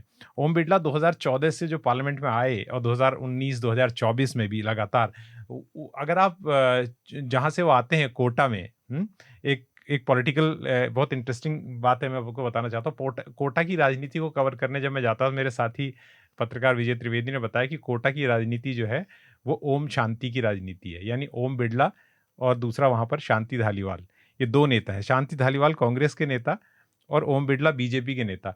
तो कोटा का जो पूरा कंट्रोल है ना, इन दोनों नेताओं के पास ही रहा है। मैं इसलिए बता रहा हूँ कि ओम बिरला कितने मजे हुए राजनेता हैं, और उन्होंने जो है हमेशा सत्ता में जो प्रधानमंत्री हैं या गृह मंत्री हैं, ये स्पष्ट रूप से दिखाई दे रहा है, उनको नाराज कभी उन्हें करने वाले स्टेटमेंट नहीं दिए, कभी कोई परेशान करने वाले स्टेटमेंट इस तरह के सरकार को नहीं दिया। उसके बाद भी अभी जो हम देख रहे हैं, जो ये पूरी स्थिति है, ये पूरी विवाद खड़ा हो रहा है, ये एक नए सिरे से उन पर क्वेश्चन मार्क लगा रहा है। हर तरह से जिस तरह के उनके ऊपर टिप्पणियां हो रही हैं, वास्तव में कोई भी स्पीकर के लिए बहुत ये नहीं है। दूसरी जो राजस्थान की राजनीति जो है, उसमें अगर आप देखें तो वसुंधरा राजे जो हैं वो काफ़ी राज्य की राजनीति में सक्रिय रहे हैं। तो वसुंधरा राजे को भी जो साइडलाइन करने में ओम बिरला की बहुत इंपॉर्टेंट रोल रहा है। तो अगर उनका जो पॉलिटिकल जो वो है ना इक्वेशन है, वो प्राइम मिनिस्टर मोदी के साथ और पार्टी के जो आलाकमान बड़े नेताओं के साथ, वो एक बहुत इम्पोर्टेंट एस्पेक्ट है जिसके साथ जोड़ के इसे राजनीतिक गलियारों में पूरी इसको देखा जा रहा है। Karuna ji, would you like to jump in on this? देखिए, जब अडानी के ऊपर कोई भी प्रश्न उठाया गया, तो इन्हीं स्पीकर्स ने पता नहीं कहाँ से रूल निकाल के सिर्फ राहुल गांधी को नहीं, महुआ मोइत्रा के खिलाफ भी कार्रवाई चला, राइट। अगर आप देखें तो अगर कोई एमपी अपनी छोटी बहन का गाल प्यार से कोई सहलाता है या तो गाल पुल करता है, तो फिर इसमें कोई खराब बात नहीं है। तो इसी अगर वजह यह है तो दिखाएं रूल क्या था। और ये वही पार्लियामेंट है जहाँ बिदुरी ने क्या क्या मतलब शब्द बोले हैं। मतलब उस पे तो कोई टिप्पणी मुझे नहीं लगता इनकी आई कि आपका आचरण अच्छा नहीं है। नहीं, उस पर पर तो एक्चुअली कोई वाकई में एक्शन भी नहीं आचरण, हुआ। हाँ मतलब मुझे नहीं समझ में आया कि क्या क्या मतलब है इनका आचरण से। हम्म। आपने आनंद कोई देखा कोई ऐसा आचरण जो आपको लगा कि टिप्पणी लायक है? आचरण टिप्पणी लायक क्या किसका? राहुल गांधी का। राहुल गांधी का ये जो हुआ है पूरा नहीं, विवाद। देखिए रूल जो पार्लियामेंट रूल बुक है उसमें एक जो है बहुत ही अस्पष्ट ढंग से डेकोरम लिख दिया जाता है या कुछ। अब डेकोरम की व्याख्या जो है अपने सुविधा अनुसार जो भी हाँ। स्पीकर है अपने अपने तरीके से कर लेता है अपनी पॉलिटिक्स के हिसाब से। तो उसी व्याख्या में तो एक अब उसमें छोटी चीज़ भी समा जाए और बड़ा सा सागर भी ना समाए, ये तो व्याख्या है। तो व्याख्या की आड़ में जो मनीषा ने जो बात कही वो बहुत महत्वपूर्ण है कि ये ले दे के मामला होता है कि अपनी पॉलिटिक्स के हिसाब से इन चीज़ों को वो कर लिया जाता है। रमेश बिधूड़ी का जो मामला है लेकिन वो ये भी है कि अभी भी जो समाचार पत्रों से छन के आ रहा है वही आधार है इन सब विश्लेषण का। इस पे बेहतर रहेगा कि ओम नहीं, बिरला उसमें एक चीज तो उसमें साफ है खुद कि उनको रोका गया और लिखित में प्रोटेस्ट नहीं, हुआ। कारण क्या था? हाँ। कारण मतलब ये जो उन्होंने नियमावली का उल्लेख किया या तो उसका कारण क्या था वो स्पष्ट वो खुद करें तो ज्यादा ठीक है। हाँ, ठीक और बात स्पष्ट करना चाहिए बजाय कि ये बस बोलना। रणनीति होती है कि आप स्पष्ट न करें और स्पेकुलेशन होने दें पूरे उसमें, ये भी ये गलत है ना। ये भी एक बहुत बड़ी बात है कि आप पर मतलब ये स्पीकर के बारे में मैं अच्छे से बताना चाहता हूं कि 2004 की बात है कि 2004 में जब सोमनाथ चटर्जी स्पीकर बने थे तो उस वक्त मैं खुद लालकृष्ण आडवाणी से वो सीपीएम ऑफिस आ गए थे उस वक्त कि सेंट्रल कमेटी की मीटिंग भी चल रही थी, वो किसी और काम से मिलने के लिए अपने शीर्ष नेताओं से मिलने के लिए ऑफिस आ गए थे। इसको लेकर हमें लगा कि भैया स्पीकर हैं वो कैसे पार्टी ऑफिस आ सकते हैं। हम लालकृष्ण आडवाणी से उस वक्त पूछने के लिए गए तो उन्होंने कहा नहीं, मैं स्पीकर पे टिप्पणी नहीं करूंगा, स्पीकर के पद की ऐसी गरिमा थी। आज स्पीकर के पद पे कोई भी टिप्पणी कर रहा है, ये ठीक है सोशल मीडिया है, परंतु छोटे छोटे नेता भी कर रहे हैं। तो ये तो स्पीकर को भी सोचना चाहिए ना, अगर कोई बात वो कह रहे हैं तो उसके बारे में खुद क्लैरिफिकेशन दें ताकि स्पेकुलेशन ना हो। ठीक बात है। इस पर मेरे ख्याल से करुणा जी आप कुछ और जोड़ना चाह रही हैं इसमें? बहुत दुख की बात है कि हमारे जो कॉन्स्टिट्यूशनल पोजीशंस हैं वो इस तरीके से इस लेवल पे आ गए हैं कि जो पहले गरिमा थी वो अब नहीं रही है। पहले मतलब किसी भी पार्टी का हो अगर स्पीकर, तो जो वो इन राजनीति से थोड़ा ऊंचे लेवल पे रहते थे, और जो स्पीकर की रिस्पेक्ट होती थी और पार्लियामेंट जिस तरीके से कंडक्ट करना चाहिए, अब जो है अब साफ जाहिर है क्योंकि अब स्ट्रीम होता है कि आप देख सकते हैं कि कैमरा किसके ऊपर लगा हुआ होता है और टाइम कितना किसको मिलता है, ये सब। और जिस तरीके की टिप्पणी होती है स्पीकर की तरफ से उसका लेवल ही बदल गया है। तो ये सिर्फ स्पीकर की बात नहीं है, ये कई कॉन्स्टिट्यूशन पोजीशंस की बात है। और जो जिस लेवल पे हमारे कॉन्स्टिट्यूशन पोजीशंस आए हैं और हमारे गणतंत्र को जिस टाइप का जिस किस्म की हानि हुई है इससे, इसको वापस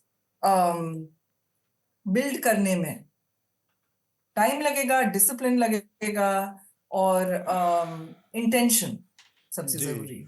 एक बात आखिर में बस एक लाइन मैं इसमें जोड़ना चाह रहा था कि जो किसी भी चीज़ को चलाने के लिए बहुत सुचारू तरीके से, बहुत अच्छे तरीके से रूल बुक जो होती है वो बहुत इम्पोर्टेंट इसीलिए होती है ताकि हर आदमी मनमाने तरीके से ना चले, कोई एक कंडक्ट हो, एक चीज़ फॉलो करे। अब पॉलिटिक्स में यहाँ पर क्या देखने में आ रही, जो सारे विवाद की जड़ है वो इसलिए शुरू होती है क्योंकि ओम बिरला का जो बर्ताव है वो बिधूड़ी के लिए अलग है और राहुल गांधी के लिए अलग है। तो फिर वो जो राजनीति से ऊपर उठकर सबके लिए जो एक लार्जर जो सहमति का ग्राउंड सबका होता था, वो सहमति कभी बन ही नहीं सकती, क्योंकि आपने उस रूल बुक को फ्लॉ किया, हर जगह उसको मनमाने तरीके से इस्तेमाल किया, कभी अपने पक्ष में इस्तेमाल किया जब आपको सूट करता है, कभी उसको साइड में रख दिया है। तो ये एक महत्वपूर्ण दिक्कत है इस पूरे विवाद में। हमसे जुड़ने के लिए बहुत बहुत शुक्रिया करुणा जी आपका। मैं चाहूँगा जाने से पहले आप हमारे जो दर्शक हैं या श्रोता हैं उनको कुछ रिकमेंड करके जाएं। क्या वो देख सकते हैं, फिल्में कुछ पढ़ सकते हैं, कोई किताब, कुछ भी? वो संविधान पढ़े, पार्ट 3 पूरा का पूरा नहीं जी। पहले प्रिएम्बल पढ़े और फिर पार्ट 3 पढ़े संविधान का, और ये लेकर चलें कि नागरिक हैं और नागरिक के तौर से उनके अधिकार हैं, और अधिकारों का इस्तेमाल ना किया जाए तो फिर वो धीरे धीरे धीरे खत्म हो जाए। जी, बहुत बहुत शुक्रिया हमसे जुड़ने के लिए करुणा जी। हमारा जो अगला विषय है वो है कॉमेडियन कुणाल कामरा से जुड़ा। आपको पता है कि कैसे उनके एक शो को लेकर महाराष्ट्र में शिवसेना शिंदे ग्रुप ने बहुत गद्दर काट रखा है। उन्होंने वेन्यू में जाकर तोड़ फोड़ की, इसके बाद गदर उनके काट खिलाफ रखा है। FIR दर्ज हुई है, और इसके अलावा उनको धमकियां दी गई हैं। कुणाल कामरा के बतौर की ज़ुबानी अगर हम माने तो उनको 500 से ज़्यादा जान से मारने की धमकियां आ चुकी हैं, और एक धमकी जो कि इस समय पब्लिक डोमेन में है, सार्वजनिक है, उसमें वो कह रहे हैं कि हम लोग तमिलनाडु में आके कैसे तुमको मार सकते हैं। वो आप सुन सकते हैं, वो सब जगह पब्लिकली अवेलेबल है कि अपन तमिलनाडु कैसे आएगा रे भाई। तो वो एक इस पूरे मामले में लगातार औरंगजेब का एक विवाद चल रहा था। इसके बाद औरंगजेब के विवाद से अचानक से ये मामला कुणाल कामरा पर शिफ्ट हुआ है। बार बार इस पर हम लोगों ने और भी पहले भी बात की है, वो अभिव्यक्ति और ये सारी चीजें चलती रहती है। अभिव्यक्ति की बात सुन के आनंद को मजा आने हर एक लगता है महीने में आई अचानक थिंक से। हम यही डिस्कस करते हाँ, हैं, कि कोई ना कोई अभिव्यक्ति पिट रहा होता है, कोई ना कोई जेल जा रहा होता है, और एक महीने में फिर से कि शुरू हो हमारी जाते हैं। अभिव्यक्ति खतरे में पड़ जाती है। लेकिन अब इसमें कुणाल एक कामरा चीज तय हो हम्म, गई है, असली शिवसेना कौन है। मुझे हम्म, लगता है ये हम अब हाँ, बोल सकते हैं कि असली शिवसेना शिंदे की है। शिंदे की है, क्योंकि बिल्कुल विंटेज शिवसेना वाला काम किया है इन लोगों ने, तोड़ फोड़ मार तोड़ पीट फोड़ ये वो जाके गदर मचाना। और मुझे लगता है बेस्ट पुराने टाइम में, या पुराना याद दिला टाइम दिया टाइप। नहीं कहें, या किसी को अगर नेता बनना हो तो क्या करना चाहिए, क्या एडवाइस देते हैं कि आप एक क्षेत्र चुनिए, वहाँ पे जाइए, काम करिए, अपना नाम कमाइए, अपना ओहदा बड़ा करिए, लोगों के लिए बीच में रहिए, समाज सेवा करिए। अब अगर आपको नेता बनना है तो आपको एक सीधा एक टिकट है, गुंडागर्दी करिए। और ये चीज़ बहुत एक फॉर्मूला सा बन गया है। इनफैक्ट सबसे फ़नी चीज़ इसमें मुझे ये लगी कि आप लोगों ने देखा होगा, एक क्लिप बहुत वायरल हुई, इसके पीछे लोग प्रोटेस्ट कर रहे हैं। वो कुणाल कामरा का एक पुतला सा जला रहे हैं और बोल रहे हैं कुणाल कालरा हाय हाय, और हंस रहे हैं पीछे से कि कालरा नहीं कामरा। तो ये है कि लोगों को पता भी नहीं है, लेकिन परफॉर्मेंस बन गया है। परफॉर्मेंस इसके थ्रू आप कैसे अपनी सीवी चमका सकते हैं, बताने के लिए कि देखिए हम भी हैं, कुछ अपने बड़े नेताओं को दिखाने के लिए। और इसमें जिस बंदे ने अटैक लीड किया, राहुल कनल, वो बिल्कुल आदित्य ठाकरे का खास होता था एक टाइम पे, और वो यूबीटी सेना के साथ थे, और वो कुणाल कामरा के ही जोक्स लेके ट्वीट करते थे पहले कि वाह और मोदी उसने जी, कॉल वाह। दिया, फिर ये कॉल उन्होंने ही दिया और प्रोटेस्ट अब का। आपको कैसे चमकना है नई पार्टी में, आप युवा नेता हैं, आपको कैसे दिखाना है कि हम काबिल हैं युवा नेता बनने के लिए, तो आप राहुल जाके कनाल। तोड़ फोड़ करें। तुरंत वो इंडिया टुडे ग्रुप के रात को जो है प्रोग्राम में आ गए थे, राजदीप के शो में, राजदीप के हाँ, शो में सारे थे। चैनल्स में, कि हाँ, मैं पढ़ा लिखा हूँ, he was- और लेकिन मैं- तोड़फोड़ में यकीन रखता हूँ। और ये हमारा रिएक्शन था बस। आप और जिस शिवसेना का जिक्र कर रही थी मनीषा की, पुराने विंटेज चेहरे में रूप में वापस लौट आए। लास्ट टाइम मुझे याद आ रहा है कि शिवसेना ने लास्ट टाइम जो इस रूप में अपना परफॉर्मेंस दिया था वो मुंबई में जब एबीपी न्यूज़ स्टार न्यूज़ हुआ करता था, उस समय उनके दफ्तर में को उन्होंने तोड़ फोड़ मचाई थी। पूरा दफ्तर के शीशे और वहाँ पर पत्थरबाजी ये सब हुआ था। क्यों, बहुत भयानक। किस चीज को लेके? उनकी एक कोई कवरेज थी जो कि बाल ठाकरे और शिवसेना के थोड़ा सा बैड उसमें लाइट में रख रही थी, दिखा रही थी। तो उसके विरोध में उन लोगों ने कि शिवसेना प्रमुख के खिलाफ कैसे ऐसी बात कर सकते हैं। स्टार न्यूज़, और उस समय स्टार न्यूज़ हुआ करता था, एबीपी न्यूज़, तो उस पर उन्होंने बहुत भयानक तोड़फोड़ और कई बड़े पैमाने पर हुई थी। मुझे लगता है कि हृदय को ज्यादा याद होगा उस समय, क्योंकि ये लोग टेलीविजन में ही थे उस समय। पर कुणाल कामरा के नजरिए से अगर देखें तो हम लगातार एक चीज देख पा रहे हैं, एक ट्रेंड की, जो परफॉर्मिंग इस तरह के आर्ट है और जोक है, इसको लेकर टॉलरेंस लगातार बढ़ती जा रही है। तो इंटॉलरेंस सॉरी आनंद, मैं एक लाइन ये मुझे थोड़ा सा अगर हम समझे यहाँ पे कि एक खुद जो शिंदे के मामले में हुआ कि इनके लिए कुछ वर्ड्स का इस्तेमाल हुआ कथित तौर पर। क्या वास्तव में ये इसमें कोई ऐसी लाइन ड्रॉ की जा सकती है कि यहाँ पर आप व्यक्तिगत रूप से किसी को अब्यूज़ कर रहे हैं और यहाँ पर आप खिल्ली उड़ा रहे हैं, मज़ाक कर रहे हैं? क्योंकि ये जो बात है, अगर हम थोड़ा-सा इसको थोड़ा-सा और उसमें देखें, तो गद्दार कहना किसी को, ये सबसे प्रिय शगल है, सबसे प्रिय जुमला है जो राइट विंग दूसरों को आजकल थमाता रहता है। कोई मुसलमान है, बड़े आसानी से उसको पाकिस्तानी और गद्दार कह दिया जाता है। कोई ऐसा व्यक्ति जिसकी पॉलिटिक्स उसको पसंद नहीं है या जो थोड़ा-सा हिंदुत्व के इधर-उधर वाली पॉलिटिक्स करता है, उसको गद्दार कह दिया जाता है। तो गद्दार अपना अर्थ खो चुका शब्द है यहाँ पे इस देश में। उसको अपने खिलाफ इतना सेंसिटिव, इतना टची मानकर बिहेव करना ठीक है? नहीं, इस शब्द की व्याख्या से मेरे ख्याल से ज़्यादा महत्वपूर्ण है कि ऐसी चीज़ें जो हैं उपलब्ध हैं इंटरनेट पे, ऑलरेडी जो हैं उपलब्ध हैं हर तरह के।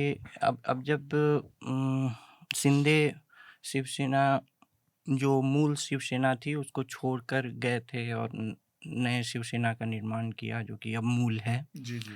तो उस समय जो इस तरह के मीम्स और ये वो, अभी भी आप इंटरनेट खोल लीजिए, आप जो बहुत जो है मुखर रूप से राजनीतिक व्यंग्य नहीं है और सोशल मीडिया में छिपा हुआ व्यंग्य है या फिर मीम्स हैं, ये देखें तो उसमें ऐसा नहीं है कि शिंदे को गद्दार नहीं कहा, उससे भी खराब चीज़ें कहीं गई हों, काफ़ी बार कहा है कहीं गई हाँ। होंगी।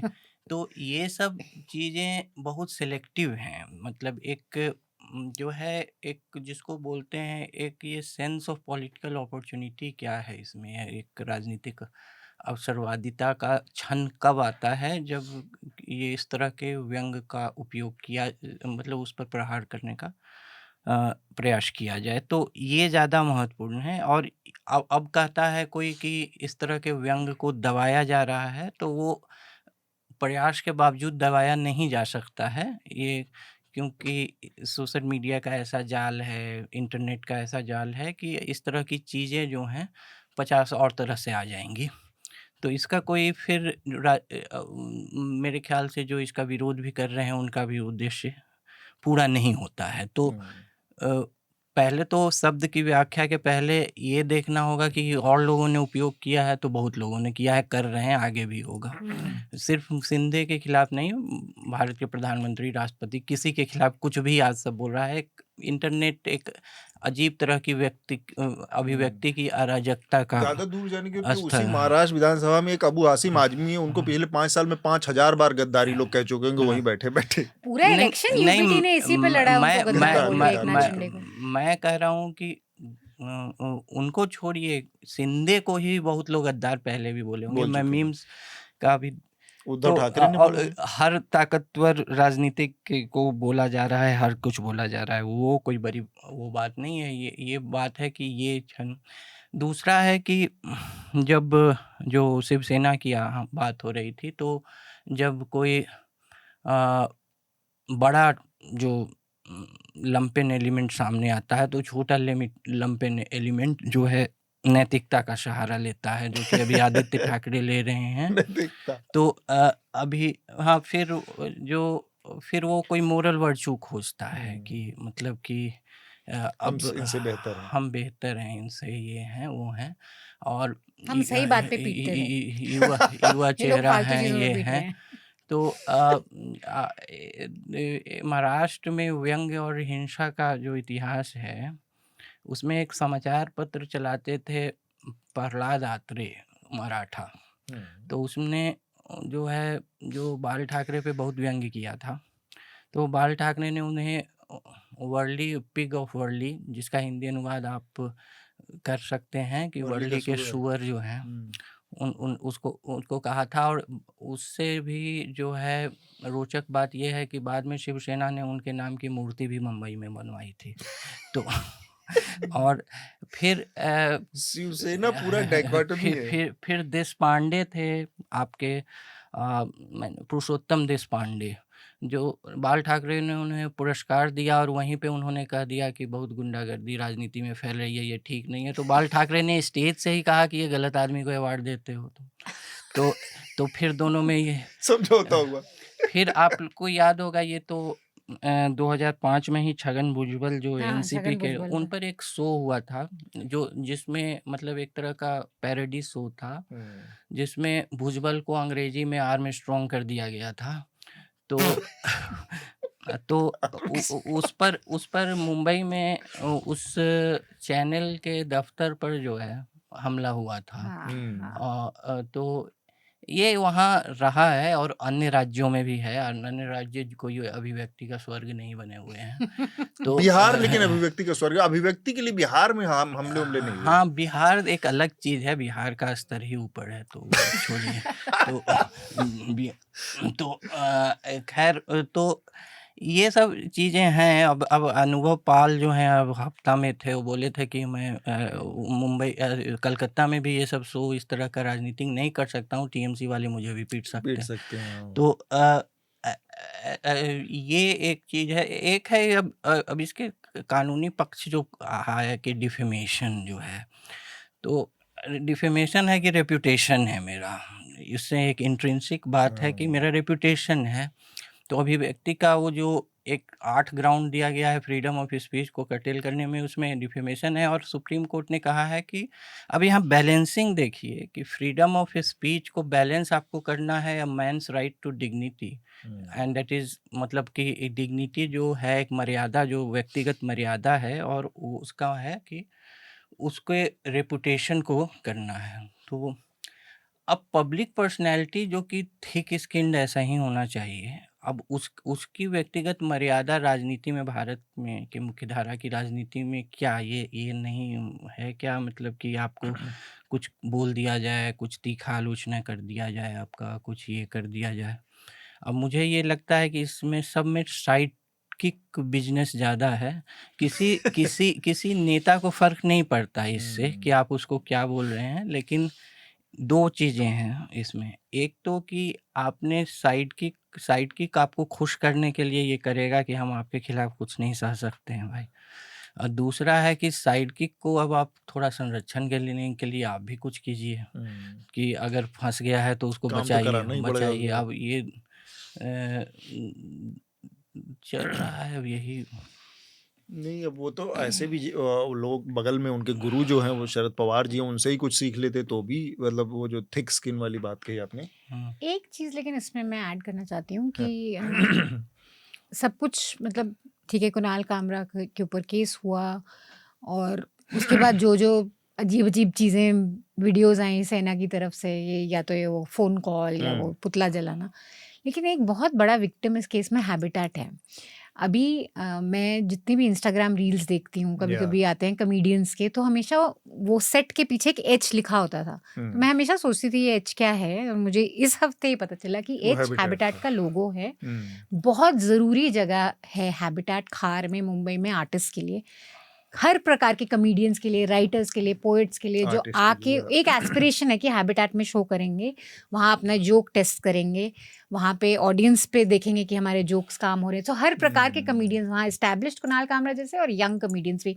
इनफैक्ट सबसे अजीब बात है कि जब ये लोग गए अंदर तोड़ फोड़ करने, कोई और कॉमेडियन था वहाँ पे, और कोई और ये शूट आ कर गए रहा था। पूछने की कहाँ है कामरा, हमने तो अभी वीडियो देखा है, जबकि वो वीडियो जनवरी में शूट हुआ था। लेकिन इतनी बुरी तरह से उस जगह की तोड़फोड़ हुई। एक बिजनेस है वो, आप फाइनेंशियल कैपिटल की बात कर रहे हैं, आप इंटरटेनमेंट इंडस्ट्री का हब है ये, वहाँ पे ईज ऑफ डूइंग बिजनेस तो दूर की बात है, आपका बिजनेस पूरा चौपट हो गया, आपके पास कोई सपोर्ट नहीं है सिस्टम का। मुख्यमंत्री बोल रहा है कि ऐसा हम नहीं सहेंगे, एक शब्द नहीं इन सपोर्ट ऑफ द बिजनेस। और वहाँ पे अब इनका बयान आया है, जो ओनर हैं हैबिटेट के, अब हम बंद रखेंगे, बंद थोड़ी, करेंगे और सोचेंगे कि कैसे वापस आना है। तो आपने एक अच्छा हंसता खेलता फलता फूलता बिजनेस, उसको बर्बाद बिल्कुल कर आपने दिया। ऐसे एक मतलब फॉर समथिंग सो सेंसलेस, इसमें कोई सेंस भी नहीं है इस बात में, बंद हो गया। और आप मतलब बहुत बड़ी कैजुअलिटी है मुझे लगता है एक वेन्यू का ऐसे जाना। अब देखिए, इसमें ज़्यादा करीब से देखने में पता चलेगा कि ये कम से कम कामरा के लिए तो मैं कह सकता हूँ कि उनको कोई इससे फाइनेंशियल लॉस हुआ ऐसा नहीं लगता। उनको बहुत पैसा मिला होगा इस ट्रैक्शन से, और बहुत सारे लोग उनको बहुत सारा पैसा दे भी रहे हैं कि उन्होंने ये किया। और दूसरा उनकी जो कॉमेडी है क्या वो सिलेक्टिव है, इसको लेकर सवाल उठा रहे हैं। मैं पूरी बात जब बताऊंगा तो ये चीज़ समझ में आएगी। लेकिन हाँ, हैबिटेट की बात जो आपने कहा, उनका क्या नुकसान हुआ, ये तो सब ठीक है। लेकिन इस देश में अदम गोंडवी, नागार्जुन जैसे जो सत्ता पर तंज करने वाले पोएट्स हुए हैं। अब बात यह है कि अभिव्यक्ति की आज़ादी की बात हर कोई करता है जब तक वो अभिव्यक्ति की आज़ादी उसके पक्ष में हो रही है ना। डेमोक्रेसी की बात करना बहुत आसान है, लेकिन जिस भी आदमी के पास पावर होती है, he doesn't want too much democracy की बात हमेशा पार्लियामेंट से लेकर बड़े बड़े वकील भी कहते रहे कि टू मच डेमोक्रेसी है। चाहे वो 2011 में अन्ना आंदोलन की बात थी, फिर वो आए, तो ये एक बड़ी समस्या है। लेकिन अब जो कामरा ने कहा, अगर इसके फाइनेंशियल एस्पेक्ट को किनारे रखें तो उनकी कॉमेडी में एक दो चीज़ें बड़ी इंपॉर्टेंट थी, क्योंकि मेरे कुछ दोस्तों ने कहा, मैंने बहुत देर में सुनी ये बातें उनकी, जो कही कि यार उसने उसकी गरीबी का मजाक उड़ाया, उसने ये कहा, उसने वो कहा। पर आप अपनी गरीबी का आभूषण बनाकर पूरी राजनीति आपकी चला सकते हैं और कोई उसी गरीबी पर जो है तंज नहीं कर सकता है ना। तो दूसरी चीज, जब उसने उसकी एक लाइन मैंने सुनी, वो इसी शो की थी या नहीं थी आप बताइएगा। उसने कहा कि आप वैसे तो डायनेस्टी के खिलाफ बोलते हो, लेकिन अपने बाप चोरी कर लिया। शिंदे के लिए बोला कि आप वैसे तो डायनेस्टी के खिलाफ बोलने वाली पार्टी बीजेपी के साथ हो या खुद डायनेस्टी के खिलाफ बोलते हो, लेकिन आपने जीत करने के लिए बाप चोरी कर लिया, मतलब बाल ठाकरे की पार्टी को अपनी पार्टी बना लिया। I mean this is a brilliant joke. I mean इसमें क्या दिक्कत किसी को होनी चाहिए कि, है ना। अब इसमें कहें कि आप बाप पे चले गए या वो करके, तो मुझे नहीं लगता कि, और हमेशा से कोई भी कॉमेडी जो है वो बहुत क्रूअल होती है, मतलब क्रूअल इंटेंस जिस पे की जाएगी उस पर बहुत तगड़ी चोट होगी, उसको सहने के लिए, जैसे आनंद कहते हैं कि थिक स्किन होना चाहिए पॉलिटिशियंस को या किसी को भी कॉमेडी को झेलने के लिए। ऐसा नहीं है कि पहले नहीं हुआ है। मैं इस पर ये बोलूँगा कि पॉलिटिशियंस ये सब सुनते ही नहीं हैं, उनको समय नहीं है ये सब सुनने का कि कामरा ने क्या कहा, हरिशंकर प्रसाई ने क्या लिखा है, शरद जोशी ने क्या लिखा है, उनको समय नहीं है। उनको कोई बताता है कि ऐसा हुआ यही है, तरीका है बताने और का, वो कितने और तेजी इसका से बता पॉलिटिकल सकते माइलेज हैं। कैसे लिया तो जाए। ऐसा बताता। इसमें दो चीज़ें हैं कि एक तो आपने जो पूछा था उसका मैं जवाब नहीं दिया था कि हम लोगों ने ये किया था, उस पे कौन था वो, हाँ, समय रहना अच्छा है अभी। रणबीर हाँ, उसमें इन्होंने होस्ट किया था। उस पर हम लोगों ने उस पर चर्चा की थी कि सुप्रीम कोर्ट किसको अभद्र मानता है, किसको नहीं। टेस्ट्स जो याद होगा आपको, जो मैंने सुप्रीम कोर्ट के टेस्ट जो अभी तक उन्होंने रखे हैं, तो आप जो भी ये सुन रहे हैं वो वाला एपिसोड सुन सकते हैं। उसमें थोड़ा सा इस पर कानूनी पक्ष पर और सुप्रीम कोर्ट का अभी तक इस पर क्या दर्शन फिलॉसफी रहा है उस पर मैंने कुछ बताया था। और दूसरी बात है इसमें कि एक जैसा ये बता रहे थे कि उनको कोई फ़ायदा नहीं हुआ होगा और वो मतलब उनको कोई नुकसान नहीं, वो भी सच है कि आप एक सस्ती बहादुरी भी दूसरे को गिफ्ट कर रहे हैं। कि एक होता है कि इससे आपको पॉलिटिकल माइलेज तो मिले या नहीं मिले, दूसरे को भी माइलेज मिल जाता है कई बार, प्रॉफिटेबल विक्टिमहुड का, कि मुझे दबाया जा रहा है ये वगैरह। तो एक मतलब एक सस्ती जो बहादुरी आप दूसरे को गिफ्ट कर देते हैं। कि ये बात आपकी ठीक है, आपका वो एपिसोड भी देखना चाहिए लोगों को सुप्रीम कोर्ट के जानने के लिए। लेकिन अगर हर बात में हम ना कॉमेडी आर्ट कल्चर में कोर्ट के पास जाने लगे और कोर्ट ने क्या कहा है ये सोचें, it is also sign of a decaying and rotten society. ये मतलब जो अगेन उसी बात में कि आपको कम से कम इसमें मतलब मकबूल फिदा हुसैन ने जैसी भी कार्टून बनाए, उसमें दूसरी बात अलग है। फिर कई लोग कहते हैं कि आप हर धर्म के लिए क्या ऐसे मजाक कर सकते हो, हर धर्म की वो कर सकते हो, हम इससे बियॉन्ड जा रहे हैं। लेकिन कम से कम अगर पॉलिटिकल सर्किल में बातचीत हो रही है और किसी का मजाक उड़ रहा है, शुरुआत से ऐसी इंसिडेंट होते रहे हैं जब पॉलिटिकल डिस्पेंसेशन में चाहे उनके चमचों ने विरोध किया हो, विरोध होता रहा है। लेकिन अभी जो स्थिति हो रही है उसमें सबसे जो निराशाजनक बात मुझे लगती है कि इस पर सारे न्यूज़पेपर्स ने तकरीबन अक्रॉस द बोर्ड एडिटोरियल लिखे जो कि मजम्मत करते थे कि किस तरह से इस पर रिएक्ट किया पॉलिटिकल डिस्पेंसेशन ने महाराष्ट्र के। लेकिन टीवी चैनलों ने कैसे किया मैं देखता नहीं, और आप तो रिव्यू करते हो दोनों, तो आप लोगों को देखना चाहिए उनका क्या रिएक्शन इसमें रहा। क्या उन्होंने आर्ट के पक्ष में खड़े हुए कभी? उनका पहले ही मैं मानता हूँ, मतलब हमारा जो ये रहा है कि टेलीविजन चैनलों का जो न्यूज़ पढ़ने वाले लोग, चाहे रिपोर्ट एडिटोरियल में जो लोग शामिल हैं, उनके अभिरुचि को लेकर या तो नहीं है या फिर है तो उसको दबाया गया है, वो इस्तेमाल नहीं करते, आर्ट के प्रति कोई रेस्पेक्ट कभी डिस्प्ले नहीं करते, ठीक है। तो मुझे लगता है कि that thing is one as a media professional जो मुझे बॉदर करती है। एक चीज मैं इसमें ऐड करना चाह रही थी हृदेश की, कि कोर्ट के पास नहीं जाना है या कैसे डिफाइन करते हैं ऑफेंस को।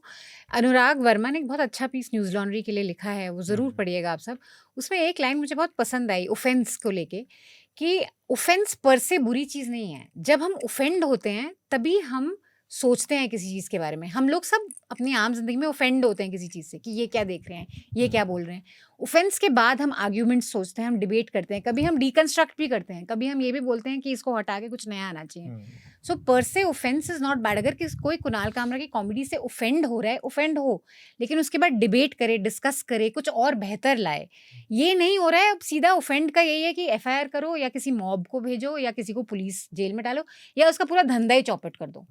ये बहुत बहुत कंसर्निंग एस्पेक्ट है। तब ऑफेंस नहीं होते हैं ऑफेंड होने वाले लोग जब खुलेआम सड़कों पे लोगों के मर्डर होते हैं, तब तो आप ऑफेंस नहीं होते। मैं अपना एक उदाहरण देता हूँ कि ये ऑफेंस वर्ड के यूज के लिए, राइट, एक जो आप मुस्कुरा रहे हैं, मुझे पता है आप सहमत हो या ना हो, लेकिन I am saying this very, मैं इसको बहुत गंभीरता के साथ कह रहा हूँ। ये ऑफेंस वर्ड का जो यूज है अपनी कन्वीनियंस के लिए है, कि मुझसे कुछ मत कहो और बाकी तुम कुछ भी करते रहो, ठीक है। जैसे अभी आपने आज ही का जो आपका प्राइम विषय है, जिसमें आपने राहुल गांधी पर बहन की बात कही कि अपने बहन का गाल प्यार से छूने पे लोग डेकोरम के बाहर नहीं आ जाती हैं चीज़ें। अभी मैं एक वीडियो कर रहा था बर्ड फोटोग्राफी पे, तो मुझे उसने कहा कि ये एथिक्स के खिलाफ है कि आप एक बर्ड का मेटिंग का जो शॉट है वीडियो मत दिखाना, राइट। तो मैंने कहा कि भैया ऐसे तो नेशनल जियोग्राफिक में और उसमें तो सभी की मीटिंग, डेविड एटनबरो कुछ कर ना पाएगा। और आजकल जो हमारे जो OTT प्लेटफॉर्म है वहाँ तो इंसानों की भी इस तरह के वीडियो चल रहे हैं। तो ये, लेकिन उनका चलो एथिकल है, मान लिया, लेकिन मैं ये कह रहा हूँ कि इस लिहाज से जो ये ऑफेंड होना, लोगों के सेंटीमेंट चोट होना, इसका मुझे नहीं लगता कि आर्टिस्ट का काम है लोगों को ऑफेंड करना। और उसके प्रति कोई ज्यादा मतलब एज ए, जब तक हम बोल रहे हैं इसके तहत से, और चार्ली हेब्दो की मामला यही तो कहते हैं सबसे ज्यादा, इस्लाम खुल के बोलता हूँ, इस्लाम के बारे में सबसे ज्यादा लोग कहते हैं कि भैया इस्लाम पे आप नहीं कर। चार्ली हेब्दो ने तो यही किया, तो हमने उसका भी विरोध किया। Who are the people who are going to kill Charlie Hebdo? जो लोग हैं, उन्होंने जो भी कार्टून बनाए, उन्होंने क्रिश्चियनिटी पे भी बनाए, उन्होंने इस्लाम पे भी बनाए, उन्होंने सब पे बनाए हैं। That is the real courage. I mean we wish कि हम ज्यादा डिस्प्ले कर सकें उस तरह के करेज को। तो ये ऑफेंड होना है, फालतू की बात है। कई बार रियल रिस्क को कैलकुलेट किए बिना करेज शो कर देना भी गड़बड़ होता है। रिस्क कैलकुलेशन प्रॉपर होना चाहिए चार्ली हेब्दो में, इंडिया में बहुत, खासकर हिंदुस्तान में। लेकिन लोग उसके लिए मरे भी हैं, लोगों ने ऑफ कोर्स। नहीं, हमारे लिए कितनी शर्म की बात है कि वो हमारे टाइम का सबसे बड़ा आर्टिस्ट जाके दुनिया में पता नहीं विदेश में जाने कहाँ जार्डन में जाके मरा। तो ये किसके लिए सम्मान की बात है, चाहे MF हुसैन की। आप कुछ जोड़ रहे थे आनंद, आपकी आखिरी बात, और फिर मनीषा कुछ कहना चाहें तो हम रैप करेंगे। नहीं, आप सुप्रीम कोर्ट का दर्शन दूसरे तरह से ले लिए। सुप्रीम कोर्ट का इस पे दर्शन बहुत व्यापक है, बहुत चीजों को ऑफेंस के में नहीं रखता है। आपने अगर नहीं, मैंने ये नहीं कहा कि सुप्रीम कोर्ट, मैं वही बात कह रहा हूँ, उसको जाके देखना चाहिए। पर हर चीज में हम ये कहें वहां जाके दरवाजा खटखटाना, मैं आपकी बात नहीं कह रहा हूँ, मैं कह रहा हूँ जो लोग कहते हैं कोर्ट में ले जाने की बात, वो है कि if every single joke and comedy act is going in court, इसका मतलब it's a decaying and rotten society. ये लेकिन मुझे लगता है अभी भी अधिकांश कोर्ट नहीं जाते हैं, क्योंकि मैं ऐसी चीजें इंटरनेट पे देखता हूँ जो कोर्ट के पास कोई मामला ही नहीं रहेगा, सिर्फ वही निपटाते रहेगा। लेकिन ज्यादातर जा रहा है कोई जो समूह से जुड़ा है या राजनीतिक पार्टी से जुड़ा है या कुछ पॉलिटिकल मोटिव, तो इसमें एक मेजर रीजन है ही है। और हाँ, इस पर एक बात मैं मतलब इसको शायद समाप्त करने का ये ठीक तरीका हो सकता है। 2012 में जब जयपुर लिटरेचर फेस्टिवल में सलमान रश्दी को वहाँ उनका प्रवेश बाधित किया गया था, नहीं जाने दिया गया था। उसके बाद इंडिया टुडे कॉन्क्लेव में उन्होंने एक संबोधन दिया था। उसमें उन्होंने एक बात कही थी कि भारत में सेकेंड सेंचुरी BC, दूसरी शताब्दी ईसा पूर्व में भरत मुनि की नाट्यशास्त्र जो परफॉर्मिंग आर्ट्स के लिए जो टेक्स्ट है, उसमें एक अध्याय है। उस अध्याय में है कि जो स्वर्ग में हैं, ईश्वर जो हैं, और कई ईश्वरों का समूह, कई भगवान थे, तो वो जो है बहुत बोर हो गए और उन्होंने कहा कुछ मनोरंजन का प्रबंध करें। तो एक नाटक का मंचन किया गया। अब उस नाटक में इंद्र और दानवों के बीच लड़ाई दिखाई गई। अब ये देखकर दानव जो है बहुत ऑफेंड हो गए, हृदय जी की भाषा में। तो दानव नहीं, वो बहुत सुप्रीम कोर्ट की भाषा है, हृदय जी की नहीं। तो बहुत ऑफेंड हो गए और जाकर उन्होंने कूट दिया फिर, मतलब जो स्टेज पे जो परफॉर्मेंस। तो उसके बाद इंद्र और ब्रह्म ने एक सुरक्षा कवच बनाया और कहा कि ये जो मंच है, ये मंच जो है वो एक पवित्र स्थान है और यहाँ परफॉर्मेंस जो होगा उसको कोई जो है, मतलब कहने का मतलब कि जो कला है और उसकी अभिव्यक्ति का, नाट्य शास्त्र में भी उसके रक्षा की बात कही गई है कि परफॉर्मिंग आर्ट्स जो है वो है वो। तो ये फिलॉसफी है तो सुप्रीम कोर्ट की। सलमान रश्दी ने इसे कहा कि यहाँ जो है कॉन्स्टिट्यूशनल और लीगल प्रोविजन नहीं, इस देश में जो है कला के प्रति जो एक सम्मान है या उसके स्वतंत्रता की संस्कृति सिविलाइजेशनल है। तो ये बात कही थी यहाँ तो नहीं। Beautiful story. आखिर में बस मैं एक चीज, ये जो ऑफेंड वाली बात है, कई बार मुझे लगता है कि जो हम जिस फेज से हिंदुस्तान गुजर रहा है इस मामले में, इनको पाकिस्तान से सीखना चाहिए। पाकिस्तान में इससे कहीं ज़्यादा डेवलप्ड है ये जो सैटायर की और तंज की ये जो पूरी राजनीति ऑफेंड करने की। मुझे आर्टिस्ट का नाम नहीं याद आ रहा, लेकिन मुझे वो जोक याद आ रहा है, तो मैं वो जोक सुना देता हूँ कि वो अचानक से मंच पूछते हैं और सबसे पूछते हैं कि वो इस्लाम की तरक्की में सबसे बड़ी कुर्बानी किसने दी। तो वहाँ से जो वहाँ बैठे थे उन्होंने जवाब दिया, इस्लाम की तरक्की में सबसे बड़ी कुर्बानी बकरों की है। तो कहने का मतलब है कि कुर्बानी वहाँ चल रही थी युगों से और इस्लाम तरक्की करता जा रहा था। तो ऑफेंड होने का वहाँ भी मतलब हर तरह के लोग वहाँ भी थिन स्किन लोग हैं, लेकिन एक मैं सिर्फ उन लोगों की बात कर रहा हूँ जो लोग अपना जो विजिटिंग कार्ड अपनी पहचान इस बात से बताते हैं कि we represent this fraternity. If you represent this fraternity you should be खड़ा होना चाहिए, थोड़ा इवॉल्व होना चाहिए आपको। मैं एक चीज बस जोड़ना चाहता, आपने टेलीविजन वालों की बात की, मैं उसमें हिंदी न्यूज़पेपर्स की भी बात करना चाहता हूँ। हिंदी न्यूज़पेपर्स जो हैं वो भी उतने ही रूढ़िवादी जड़ियल मानसिकता के हैं। उनके संपादकीय मैंने देखा पढ़ा है, वो इक्का दुक्का किसी ने किया हो तो मेरी नज़र में है, लेकिन ज़्यादातर लोगों ने बहुत ही घटिया उसमें संपादकीय लिखे थे इस इशू पे। खैर, हम समय की सीमा और थोड़ी तो मर्यादा रखते हुए अपनी बात को यहाँ पर रोकेंगे और रिकमेंडेशन की प्रक्रिया पूरी करेंगे। तो मैं सोच रहे हैं तो हृदय आपके पास तो होगा ही होगा, तो जो भी नहीं किया, लेकिन आपने शायद इज्जत रख ली, आपने भारत एक खोज के एपिसोड वो बताए। तो मैं एक बात ये भी कहता हूँ कि अगले 52 हर दिन एक ऑपरेंट पे भारत एक खोज का एक एपिसोड अगले एक साल का इनका तय हो गया। लेकिन कि पिछली बार के मैंने नहीं दिया था रिकमेंडेशन, लेकिन एक बात मैं कहना चाहता हूँ कि जो औरंगजेब की पूरी कंट्रोवर्सी हुई उसमें अगर लिबरल ग्रुप को देखा जाए तो जवाहरलाल नेहरू का जो डिस्कवरी ऑफ इंडिया है, जिसके बारे में आनंद ने भी बोला होगा उस दिन, तो संघ के पाले में खड़े हैं। नहीं हाँ नहीं उन्होंने पूरी बात बताई। उन्होंने पूरी बात बताई, आधी बात नहीं बताई। उन्होंने औरंगजेब की क्रूरता के बारे में ज्यादा अच्छी तरीके से बोला, जो आज हमारे जो लिबरल साथी नहीं बोल पा रहे। राणा सांगा के बारे में जो कंट्रोवर्सी चल रही है, जो एपिसोड हमने आपस में व्हाट्सएप में शेयर किया था, उसमें राणा सांगा के बारे में भी नेहरू की डिस्कवरी ऑफ इंडिया में ये बात बताई गई। केवल राणा सांगा ने इनवाइट नहीं किया था बाबर को, इब्राहिम लोदी भी था इनवाइट करने वाला। तो पूरा सच जब हम नहीं देखते हैं तो ऑफेंड बहुत ज्यादा होते हैं। फिलहाल मैं अपने इंटरेस्ट की ओर लौटता हूँ, तो मैं एनवायरमेंट की जो किताब है डॉक्टर अब्दुल जमील उर्फी जी की, और ये क्योंकि लिटरेरी एंथोलॉजी है, बर्ड्स ऑफ इंडिया।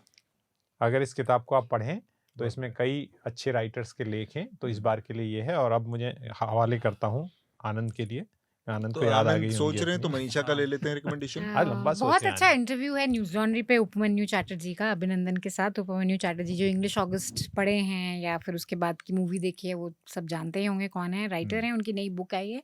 बहुत मज़ेदार interview, after a long time I watch something जिसमें बहुत ईज ऑफ कॉन्वर्सेशन है और मजाक हो रहा है और विट है काफ़ी, तो डेफिनेटली वो देखिएगा। अनुराग का पीस ज़रूर पड़ेगा न्यूज़ लॉन्ड्री पे। मुझे हमेशा लगता है कि इतना हम हर महीने डिस्कस करते हैं, कोई ना कोई जेल जा रहा होता है, कोई ना किसी के ऊपर एफआईआर होती है, तो इस पे क्या नया हम बोल सकते हैं। लेकिन अनुराग वाकई ये पूरी कंट्रोवर्सी को बहुत अच्छा, उसका पॉलिटिकल इम्प्लिकेशन, उसका पावर प्ले बहुत अच्छी तरह से उन्होंने लिखा है, तो वो ज़रूर तो पड़ेगा। दोनों ही प्रॉपर्टी सब्सक्राइबर्स ओनली है। यस, नहीं सब्सक्राइबर्स के लिए फ्री है, लेकिन अगर आपको पसंद आए तो आप सब्सक्राइब कर सकते कर हैं, सकते हैं। लेकिन ये सबके लिए फ्री है, सब देख सकते हैं। आनंद जी हाँ, मेरा रिकमेंडेशन थोड़ा लंबा है। बताइए। वो तो हमेशा की तरह। नहीं, है नहीं, एक ही। लंबा तो इनके वो तो हमेशा शासन बड़ा है है। तो बेहतर है, पहले एक ऐड आता नहीं, था ना, बड़ा है तो बेहतर है। अ, नया है ओके साबुन वाकई काफी बड़ा है। तो यही तो ऐड साबुन का था। ऐड था। अरे ओके और लाइफ बॉय दो ही तो साबुन थे। बोलिए। बॉय बहुत चुपता था यार। नहीं तो दो तीन लोग नहा ले उससे, उसके बाद ही नहाया जा सकता। याद है आपको?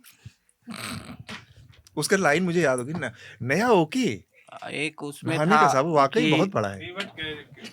आप नहा सकते थे पहले लाइफ बॉय की नई टिक्की से। हाँ आनंद बताइए। पता नहीं। नहीं इसलिए इतना बड़ा सा पीस होता था, सर पे मार लो। ओके ने जब लाल अपना रंग किया था तो एक ये भी था, आप भी लाल हो आप गए। भी लाल हो जाए।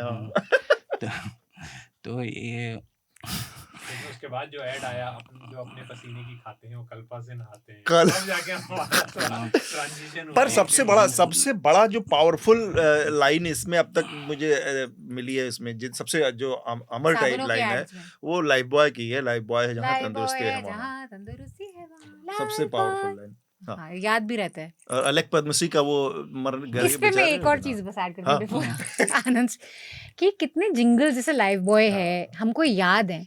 आज के जमाने में कोई भी ऐड ऐसा जिसका लास्ट ऐसा जिंगल मुझे लगता है ए आर रहमान का एयरटेल वाला था। That is musical. Musical That is musical. You and I Wherever and you go, लेकिन अभी network कोई भी follows. जिंगल ऐसा नहीं है जो किसी को याद रहेगा ना। एक बहुत पॉपुलर था उस टाइम के लिए, जिस वो लिरिल का था, लिरिल का ऐड था जो, हाँ। लिरिल का बहुत पॉपुलर वो जिंगल तो है। लिटिल गर्ल की वजह से भी आपको ना उसमें गर्ल्स तो हमेशा बदलती रही, लेकिन जिंगल वही रहा उसका। हाँ इस पर मेरा एक कहना है लेकिन मैं बाद में बताऊंगा। पहले नहीं, रिकमेंडेशन बताइए। या बता दीजिए, इस एड्स पर कंटिन्यूशन में। मुझे मेरा एक है। हाँ, बता दीजिए। खैर बाद में कभी। अच्छा करो। वो शायद पेड भी है। तो पिछले सप्ताह हिंदी के एक बड़े कवि लेखक को ज्ञानपीठ मिला, विनोद कुमार शुक्ल को। तो विनोद कुमार शुक्ल पहली बात उनको वो जब पुरस्कार मिला तो उनका रिएक्शन जो है वो देखिए, वो खुद एक कविता है उनका जो रिएक्शन है। और मैंने ऑल इंडिया रेडियो पर उसे सुना, लाइव था। हाँ, और कई लोगों ने लिया और माइक रखा हुआ है और उन्होंने बोला कि मैं उसे सुना रहा हूँ। और मुझे लगा कि ये खुद एक कविता है कि मैं लिखना बहुत कुछ चाहता था, बहुत कम लिख पाया। देखा मैंने बहुत, सुना भी बहुत, अनुभव भी बहुत किया, उसमें से थोड़ा ही लिख पाया। जितना बचा है अपने बचे जीवन में, अपने बचे लेखक को कुछ उसको सामने लाऊं या ना ला पाऊंगा, यह दुविधा है, यह अफसोस है। मैं अपने जीवन का पीछा अपने लेखन से करना चाहता हूँ, लेकिन जीवन तेज रफ्तार से कम हो रही है और लेखन पीछे छूटता जा रहा है। यह पुरस्कार कैसा लगा? अच्छा लगा। यह सोच के मन में उथल पुथल होता है, कैसा लगा। तो ये कविता ही है। तो ये वेरी ब्यूटीफुल। तो और वो इमेजरी की मैं जीवन का पीछा कर रहा हूँ अपने लेखन के जीवन साथ। छोटा होता जा रहा है। तो विनोद कुमार शुक्ल के कई चीज़ें हैं जो आप पढ़ सकते हैं। उनकी जो आरंभिक जो काव्य संग्रह उनका है गर्मकूट, जैसा एक आदमी विचार की तरह चला गया, गर्म कोट पहनकर आदमी विचार की तरह चला गया। फिर जो उपन्यास है नौकर की कमीज हुआ, एक दीवार में एक खिड़की रहती थी, और भी कई चीजें हैं। उनका कविता बहुत चली थी जो हताशा से एक आदमी बैठा था, मैं उस आदमी को हताश बैठा था, मैं उस आदमी को नहीं जानता था पर हताशा को जानता था। तो एक है कि इंडियन एक्सप्रेस, ये मैं ये कह रहा हूँ कि जो इंडियन एक्सप्रेस ने उन पर एक फीचर किया था बहुत पहले, आशुतोष भारद्वाज ने। बहुत अच्छा, वो उनकी तो जो आई जाता है उसमें एक वैसे। चीज उन्होंने कही थी, और चंपे का जो फूल। युवा ये सुन रहे हैं पॉडकास्ट, इसको ध्यान दें। उन्होंने एक बात कही थी, विनोद कुमार शुक्ल ने, कि मैं चीज़ों का उत्तर नहीं देता ज़्यादा, क्योंकि उत्तर देना एक क्रिएटिव काम नहीं है, एक जो है रचनात्मक काम नहीं है। और अभी इंडियन एक्सप्रेस ने एक बहुत छोटा सा एडिटोरियल लिखा था, मेरे ख्याल से उसका नाम था लाइट एंड मिरर। तो उसका सारांश यही था, अंग्रेजी में था इसलिए अंग्रेजी का ये मंच नहीं, लेकिन सारांश यही था कि आज के समय में जब लेखक जो है लेखन के अलावा सोशल मीडिया पर या फिर लिटरेरी फेस्टिवल्स में, बुक लॉन्च में बोल रहे हैं, उस समय में जो है ये एक ठहराव का अवसर है विनोद कुमार शुक्ल, कि वो आदमी जो है हिंटरलैंड से, जो कि लकी रहे, क्योंकि उनकी कविताएं मेट्रोपॉलिटन इंडिया तक, और उपन्यास कोई लोग उनके फेमस एडमायरर्स पहुंचा दिए उनके जो हैं, लेकिन एक ठहराव है उस आवाज़ में। और वो जो है, जो कला है, अगर वो दर्पण है तो उसे कोई प्रकाश की ज़रूरत नहीं है कि, और वो कला के, मैं रोमांटिसाइज नहीं, एक रोमानियत नहीं पैदा कर रहा हूँ, एक साहित्यिक व्यक्तित्व में एक लिटरेरी पर्सोना ऐसा ही होना चाहिए, या रोमांटिसाइज उसको करना। लेकिन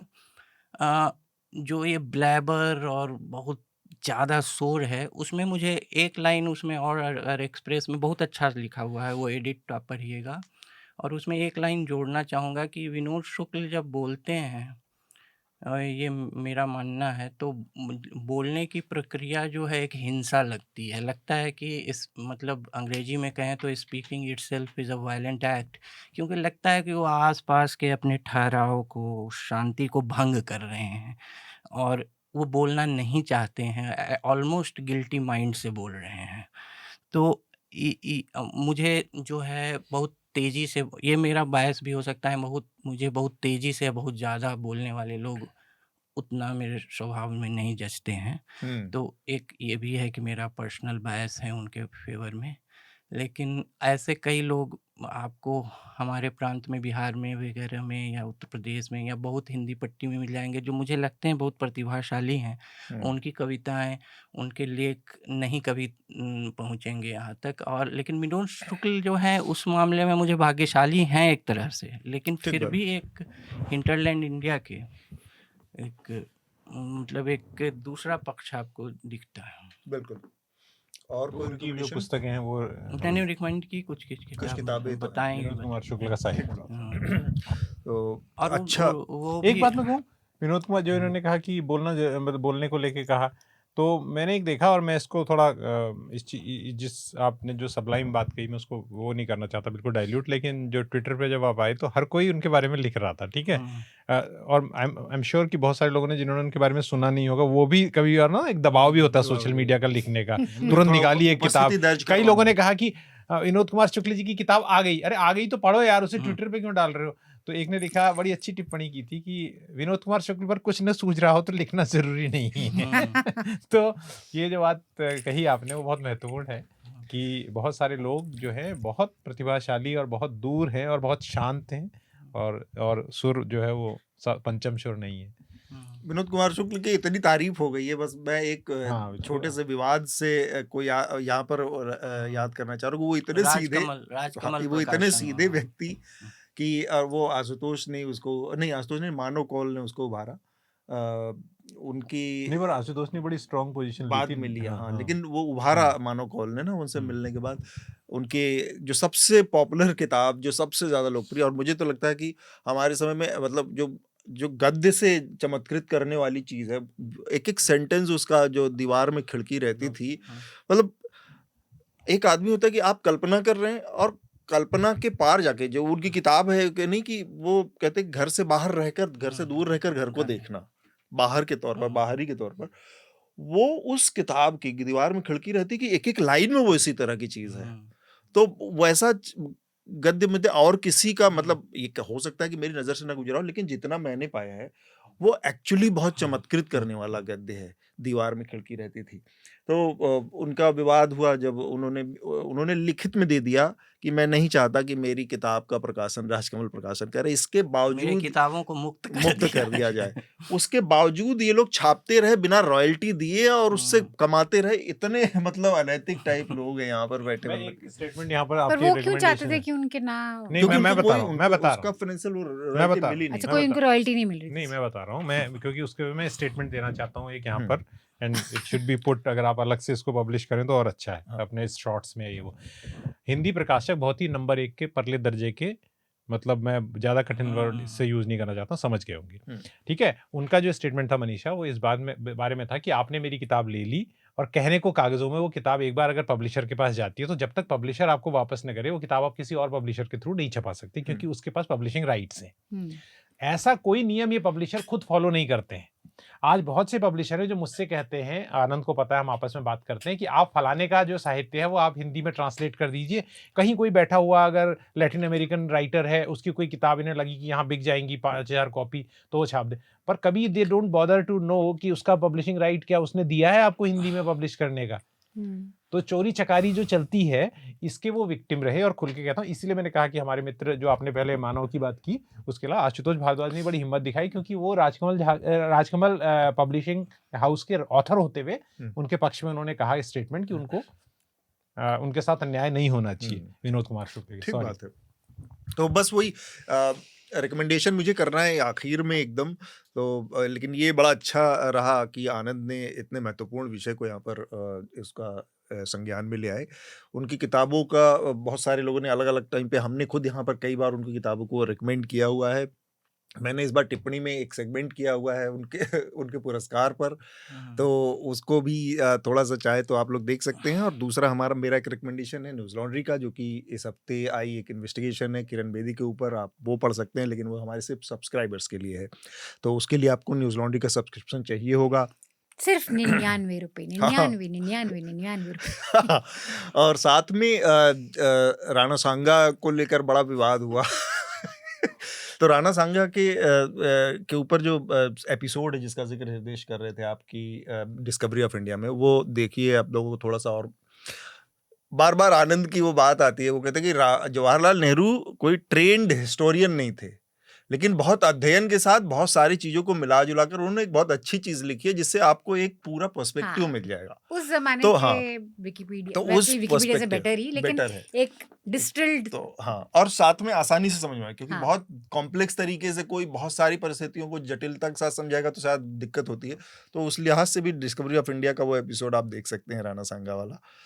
ये मेरे 2 रिकमेंडेशन हैं। इसके साथ ही हम लेकिन आज ट्रेंड की हिस्टोरियंस होने का भी क्या फायदा, आजकल लोग कौन सा इज्जत कर रहे हैं ट्रेंड हाँ, हिस्टोरियन ये भी है तो वो है। इस चर्चा को आज हम यहाँ पर रोकेंगे। उससे पहले आप लोगों से फिर से एक बार अपील कि न्यूज़ लॉन्ड्री पूरी तरह से एक विज्ञापन मुक्त प्लेटफॉर्म है। विज्ञापन मुक्त होने का मतलब है कि हमको कहीं से कोई चवन्नी कहीं और से नहीं आती, सिर्फ और सिर्फ जो सब्सक्राइबर हैं वो न्यूज़ लॉन्ड्री को चलाए रखने में योगदान देते हैं अपने सब्सक्रिप्शन के जरिए। तो हमें आपके समर्थन की, आपके सब्सक्रिप्शन की ज़रूरत है। न्यूज़ लॉन्ड्री को सब्सक्राइब करें और गर्व से कहें, मेरे खर्च पर आज़ाद हैं खबरें।